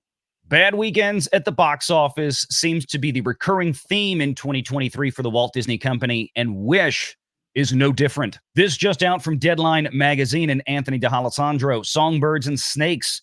That's the Hunger Games prequel, reigns supreme over Thanksgiving stretch with a $42 million 5-day, and Napoleon steps on Disney's Wish with 32 plus million. Again, this is just the domestic numbers for the box office. So speaking of the Hunger Games, this movie is now set to breach that $200 million global mark, something that a lot of folks had questions about whether or not would happen when this movie opened, but it seemed to have legged out so far pretty well. And this is a movie that Songbirds and Snakes won in its second weekend. It beat out Napoleon. It beat out Wish, which is actually a bit of a surprise considering these two new movies that you... Yeah, you know, I will say this for Snake Feet and Song Ballads. It is at least, there's entertainment value. There is entertainment value in this movie. I think it's a mostly kind of a hollow movie, as I mentioned, because I don't identify, well, I don't feel seen and represented. No, what I mean is this character of Snow is nobody that you want to root for because you know what his future is. You're just watching a bad guy turn bad. It's a Breaking Bad story, essentially. However, it is actually a pretty interesting kind of Breaking Bad story, and there's enough there that I can see people coming out of the theater and being like, oh, that was kind of a good time. So that makes sense to me that it's actually performing. Usually come out during the Thanksgiving Day frame. Well, that's usually the ones that are... But notice, if they had a Disney budget for this movie, then this would be a giant failure. Going to win the weekend, but not so this year. The Hunger Games prequel comes with a roughly $100 million production budget from Lionsgate, something much more well-controlled than, say, a Disney feature. Exactly. We'll talk about The Marvels in a minute, which, as a reminder, came with a $300 million production budget. My God. Yeah. You could have made 12 copies of Five Nights at Freddy's for what they made The Marvels for. You could have made 3 copies of Songbirds and Snakes for what they made The Marvels for. So this movie has a much lower... Think about that, folks. That is such a great way to put it. You could have made 12 movies with the budget of Five Nights at Freddy's for the budget of The Marvels. You could have made 3 movies with the budget of the Hunger Games, Snakebirds and Song Ballads for the budget of The Marvels. This is such a good way of putting in perspective how Disney is just burning money.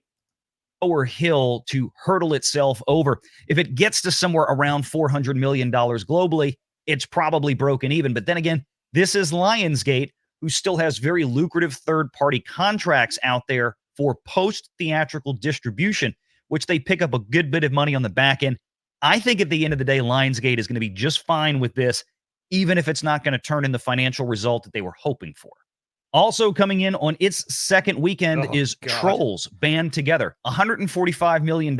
Again, not a great box office. It's a kid's movie. It should be doing a little bit better. But then again, this may continue to leg out and just kind of hang around for the next several weeks as we come into the Christmas holidays. And this movie had about a $100 million or less budget attached to it. So this should not be a big problem for Universal, which I'll remind folks again, even if they just clear the break-even hurdle at the theaters or even lose some money at the theaters, Universal, because this is a DreamWorks picture, still has a lucrative deal with Netflix for all their animated features. That contract is worth about $1 billion+ over the course of a few years. So basically, at the end of the day, Netflix is paying for a lot of films to be produced like Trolls. Then we come to Napoleon. That is... Dude, what?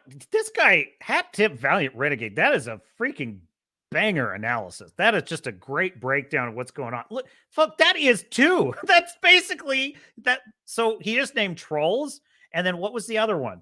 Well, there was also Super Mario Brothers. That's 2 films made for $100 million that are animated films. Meanwhile, Disney can't spend less than $200 million to make a piece of crap like Wish. Distributed by Sony, but a movie that was effectively turnkey produced by Apple. Just like Killers of the Flower Moon, the Martin Scorsese movie that came out just in the last month or two, this is another one of these Apple vanity projects to one extent or another.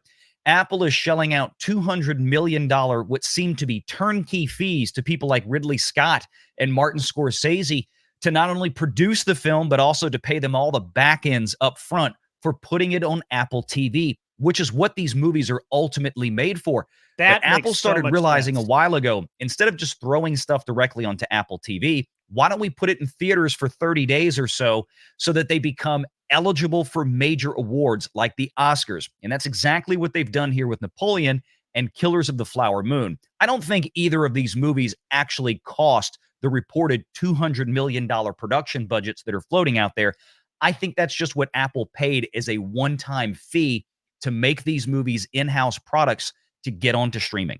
But to be fair, it seems unlikely that either of these movies, Killers of the Flower Moon or Napoleon, are going to turn a profit at the box office. But then again, I don't think that was Apple's design to begin with.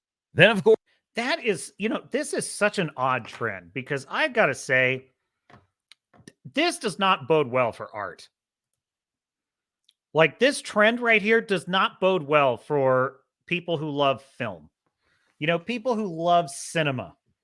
This is worrying to me because basically what he's saying is that Apple wanted, all they wanted was an Oscar bait vanity project that they could throw on their streaming service. So again, what we have is tech companies are going and hiring big name directors and just throwing money at them and saying, give us something we can throw up on our streaming service. And yeah, we'll put it in the theater, see if we get some butts in the seats, whatever. We just want something we can put on streaming. And that is exactly a perfect explanation of what the Napoleon film turned out to be. Because anyone that's like, no, you have to make a film that's going to put butts in the seats and get people there. This was not it. Like, this is not, the story structure was not right for that, which it just explains so much of how this film works and how it just, it's a history.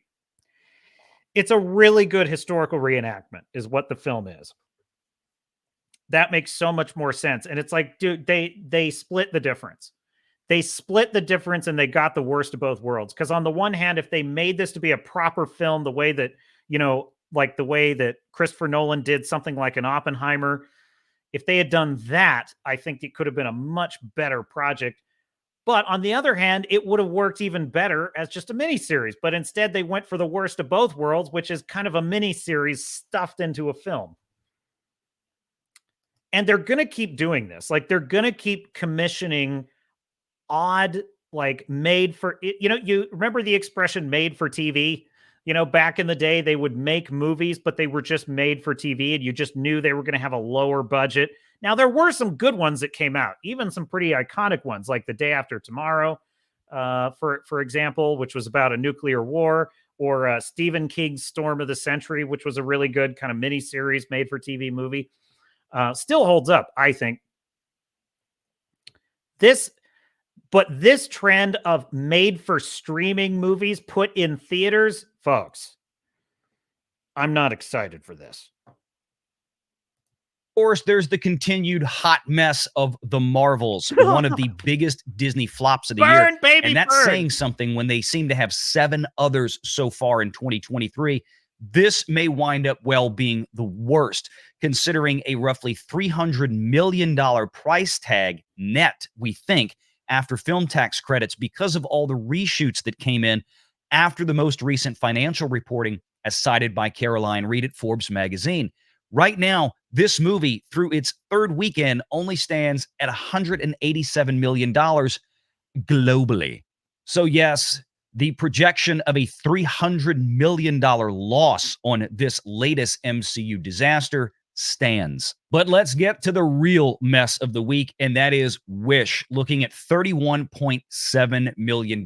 This is a 5-day open for a $200 million major Walt Disney Animation Studios picture. This is horrible. From Deadline magazine, as far as the withering of Wish, it's no surprise that CEO Bob Iger said days before the movie's opening during an earnings call that the studio, quote, lost some focus when it comes to the quality of their pictures. They're used to winning on both fronts with critics and audiences, and the $175 to $200 million production of Wish is not without sour reviews, even with an A- cinema score from audiences. And if you Yeah, I just love corporate speak. Don't you? Don't you just love it? We've lost some of our focus. Our marketing projections are yielding less than exemplary results. It's like, what you mean is you hired a bunch of woke, whacked out, talentless losers, and you are throwing good money after bad. It's like, but they can't say that. They have to say things like, "Oh, we've lost focus." If you've been watching us the past few months, you've heard us talk about some of the allegations surrounding places like Rotten Tomatoes, where some of the all critics were allegedly getting comped for their reviews. Now, we can't say for sure by whom, but we can take our guesses based on past allegations. But even the all critics score stands at a horrible 50% for this major $200 million Disney. And I don't know if he's going to comment on this, but isn't this odd, though? I've seen this trend where it's like a couple of these stinkers, the audience score is like super high, and usually the audience score is more trustworthy. But lately, I've been seeing that audience score be super high on stuff like this. And you know what I think it is? Either it's some chicanery going on with Rotten Tomatoes, which of course we would not. I think it's review bombing in the opposite direction, quite possibly. But it's them allowing it, right? It's them deleting reviews they consider problematic and allowing sort of the 5-star review bombs, the 4-star review bombs. However, I think there might be another factor in play here, which is nobody's going to see these movies. Like, no one's going to see them. And if nobody's going to see them, then the only people that are reviewing them are the few people that are going to those empty showings, those few people that are just that excited to go see it. They're the ones reviewing them. And that's why I theorize that we could be seeing this bizarre disconnect. Animated feature film. And if we click into top critics, the trends seem to continue to hold that we started noticing several films ago. And that is that top critics are coming in fairly consistently around 15 to 20% on these Disney films under the all critics score. Top critics score now at 32% for this movie. But let me show you something that's even more striking that shows a complete lack of interest in this film. Notice the audience score of 81%. And I also understand that we are 5 full days into this movie's release, not including even Tuesday night previews. And we are only still at 500 plus verified ratings. A Disney film that came out in the Thanksgiving frame just a few years ago by now would probably have well over 1,000 plus verified ratings in that box. But this just tells me that it's not about people liking this movie or not liking this movie or how many bots may be included in that 81%.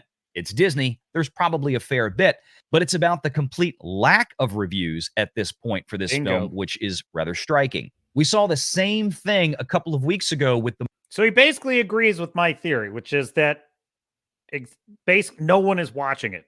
No one is watching it, which is interesting. I would be interested to see how many more reviews some of those past Disney movies got compared to this one.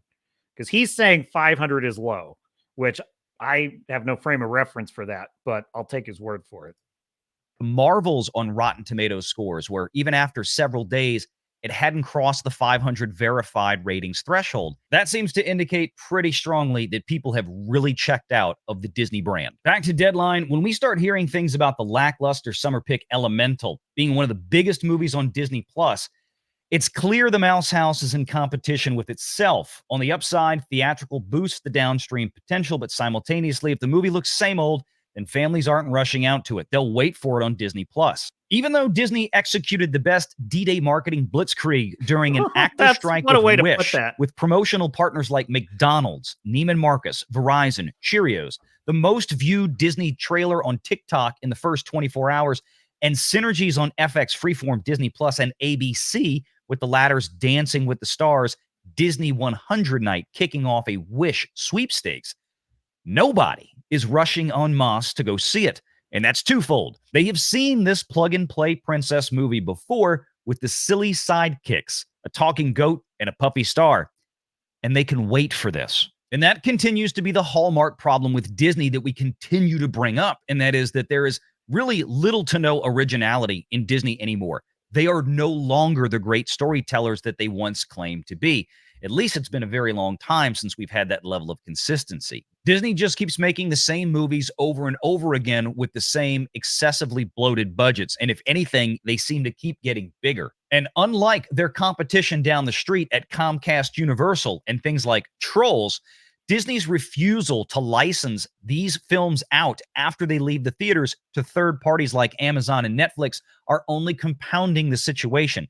It doesn't count, at least not in reality, in terms of cash flows, positive return on investment, or certainly to stockholders, when Disney is simply writing itself a check from the Disney Plus credit card to pay for the streaming rights to its own films. Go the Universal route, Disney. Split the pay one window and collect some big checks from places like Netflix and Amazon, and maybe we won't be having these conversations in the same manner anymore. But so check out Hat Tip Valiant Renegade, a brilliant, one of the most brilliant analyses I have seen from Valiant Renegade among many. He just laid it all out. That's basically seventh flop, folks. Wish is their seventh flop in a row at Disney. Like, they are so screwed. They are so screwed.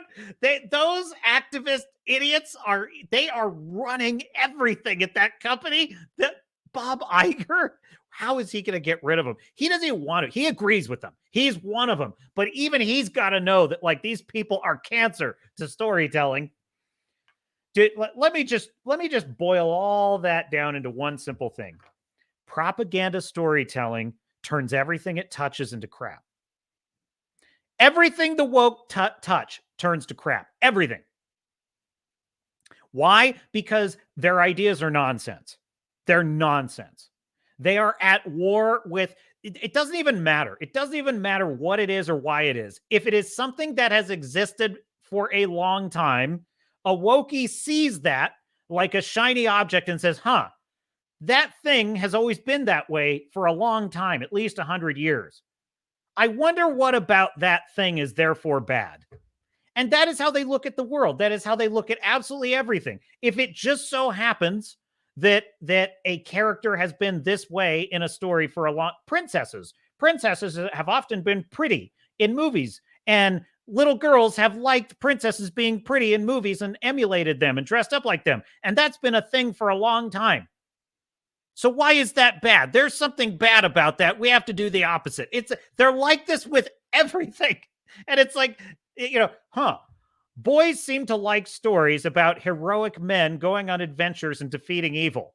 It's been that way for an awfully long time. And those movies have been successful for a very long time. And that's bad. I don't know why that's bad, but there's something very bad about that. That's bad. And they're so like this that they're doing it to their own beliefs at times. It's like, so everything that they touch is crap. Everything they touch is about creating problems where none exist, creating crises where there are none. They are out there looking for scabs to pick. That's all they want to do, is pick at things in society because they don't have anything better to do with their lives. They are the absolute antithesis of good storytellers. Disney has no hope whatsoever of recovering because they refuse to abandon these people. They refuse to abandon the woke mind virus. And it is a damn shame. It is an absolute damn shame because they have, Toy Story is one of the most beautiful stories of all time. It's one of their greatest animated stories of all time. It's a story about friendship. It's a story about childhood and belonging. It's a story about good versus evil. It's a story about, losing your dream. Buzz Lightyear wakes up and discovers his life is a lie and he's a toy, and how does he come to grips with that? It's a brilliant story, folks. It's like Toy Story 1 is just excellent. It is excellent on so many levels. I could watch it any day of the week, and it's fun. It's full of joy. It's full of childlike joy. It reminds you of childhood when you watch that movie, and it also is able to tackle dark themes. That kid that's torturing the toys, he's a monster. He's a nightmare. There's some creepy shit in that movie. Isn't it amazing how they've lost the ability to tell a story like that? And it just get rid of the wokies. If you don't like that term, get rid of the activists. Get rid of the whacked out. As Javier, I think it's Javier Milei. Is that his name? The new Argentine president. Just double checking his. Yeah, there. Javier. That's right. Javier Milei put it this way: you cannot give shit leftists an inch because they'll use it to destroy you. Well, Bob. Bobby Iger. You gave them rather more than an inch, sir. And you are paying the price. You deserve it. Bob Iger, Kathleen Kennedy, all these idiots, Kevin Feige, they deserve it. They deserve to lose. They deserve to lose. Not because they made bad movies. No, not because they made bad movies. They deserve to lose. Their movies deserve to lose because they're bad movies. But they deserve to lose for their arrogance and for their cruelty to their fan base, for their hubris, for their absolute greed and selfishness. Frankly, I have a very low opinion of their moral character as people. Feige, Kennedy, Bob Iger. Bad people, or at least at the very least, greedy, arrogant people who are spurning the very audience that they seek to attract into their theaters, they deserve to lose because that is justice. They want to talk about social justice. How about story justice? This is story justice. They laughed in our faces for years when we complained as fans to all those shit. Oh, I don't want to lump myself in with the critics. It's like, well, you know what? Tolkien fans had good reason for being upset about the Rings of Power. Wheel of Time fans had good reason for being upset about the adaptation. Witcher fans had good reason for their complaints. And all of those complaints were laughed at and sneered at. So that is why the animus. That is why I feel they're getting what they deserved. And I'm here for it. Wranglers. Casey Kasem was, that is what Valiant Renegade sounds like. He sounds like Casey Kasem, like these classic, and which is a compliment, by the way. These were like rock star radio person. He's got that. Tune in to the Valiant Renegade. We are here, and these are these 7 hits. He's just got that cadence to it, you know? That's a skill. Wrangler says Robin in the Super Friends cartoons. Yes, and that was going by when I was watching the video, and I don't remember the exact reference. Oh, yes. You're saying Valiant Renegade. He was the voice of Cliff Jumper and Shaggy, and also Robin in the Super Friends cartoons. Really? So that makes sense. He's a voice actor. Makes sense. Indeed, it does. Well, my dear sailors at Stardots, we have had fun, have we not? I have had fun with you, hanging out on a Sunday afternoon, just chilling and talking smack about Disney. And, Baji Chan, if you're still out there, I'm sorry Wish sucked. I know you're a huge Star Wars Disney fan, that is. Look, none of us enjoy that the stories are bad. I certainly don't. I never enjoy the fact that a Marvel movie's not good. Believe me. You know, it took a long time for me. Like, when Shang-Chi came out, I was excited. I was like, oh, cool. I miss the Marvel Cinematic Universe. Let's see what they've got for us. And then, Spider-Man No Way Home, which was just amazing. I watched it again just night before last, and oh my God, it is so awesome. It's the Avengers of Spider-Man. See, Toby. And the other thing, too, is that Tobey Maguire and Andrew Garfield's Spider-Man both had a commensurate hero's journey. That scene when Andrew Garfield's Spider-Man saves MJ, and it's kind of it's a redemption for the loss of Gwen Stacy, and the way he performs that, and he's just, you can see in his face like he almost lost another one, and he's just like almost on the edge of tears, and he's like, "Are you okay?" And she's like, "Yeah. Are you okay?" Like, that's just, what a brilliant, elegant piece of storytelling that is. And it's like, those movies gave me hope that, well, I should say Spider-Man No Way Home gave me hope that like there was still life in the MCU and that it was going somewhere. So, I am not happy that all of these that Disney has destroyed all of these properties, that there was no reason for this. There was no reason for this. Woke ideology needs to fail. It is the motherlode of bad ideas in our society. And those ideas hinge on one thing. Everything old is bad. Everything old. Everything old and established. These are the pro-democracy people. They love democracy. Well, I hate to say it, but no, they don't. No, they don't. Because democracy is a conceit of Western civilization. How can you say that every Western civilization and all of its cultural stories and all of its cultural mythos and all of its art, it's all based on a patriarchy. It's all leading to climate change. It's all based on oppression and racial injustice and a lack of diversity. How can you claim all of that and then say that the central feature of that society, aka democracy, is what you love? No, it isn't. No, it isn't.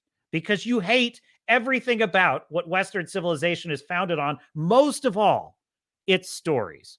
And now we are looking at the results of those ideas. Look around you. All of the misery and the decrepitude that is creeping into our culture is the result of those ideas. Those are the ideas that people like Bob Iger, Kevin Feige, and Kathleen Kennedy are all in on, folks. They are all in. So these movies failing is about more than bad storytelling failing. It is about bad ideas that are destroying our civilization and our means of relating to one another. Those ideas must fail. They must fail. Because if they don't, our civilization is going to fail. And if you think that's a touch of hyperbole, well, you might have a point. But whatever. I'm on a roll. So never interrupt the captain when he's on a roll. All right. Well, I've had fun hanging out with you. And I wish for you in this next week, I wish for you an auspicious week of work, working at your highest potential for the good of all. Because we are all in this. We all love stories here. We are the story lovers. And we will bring back good storytelling. So have a great week. Thanks for hanging out with me. Like and subscribe if you're enjoying the content. And good things are on the horizon. That is my purpose and my pledge. And so I say to you, my dear sailors and starnauts, this is Captain Garrett, host of the Swords and Starships channel and the Captain's Cast. And I say to you, until next time, I will see you out there.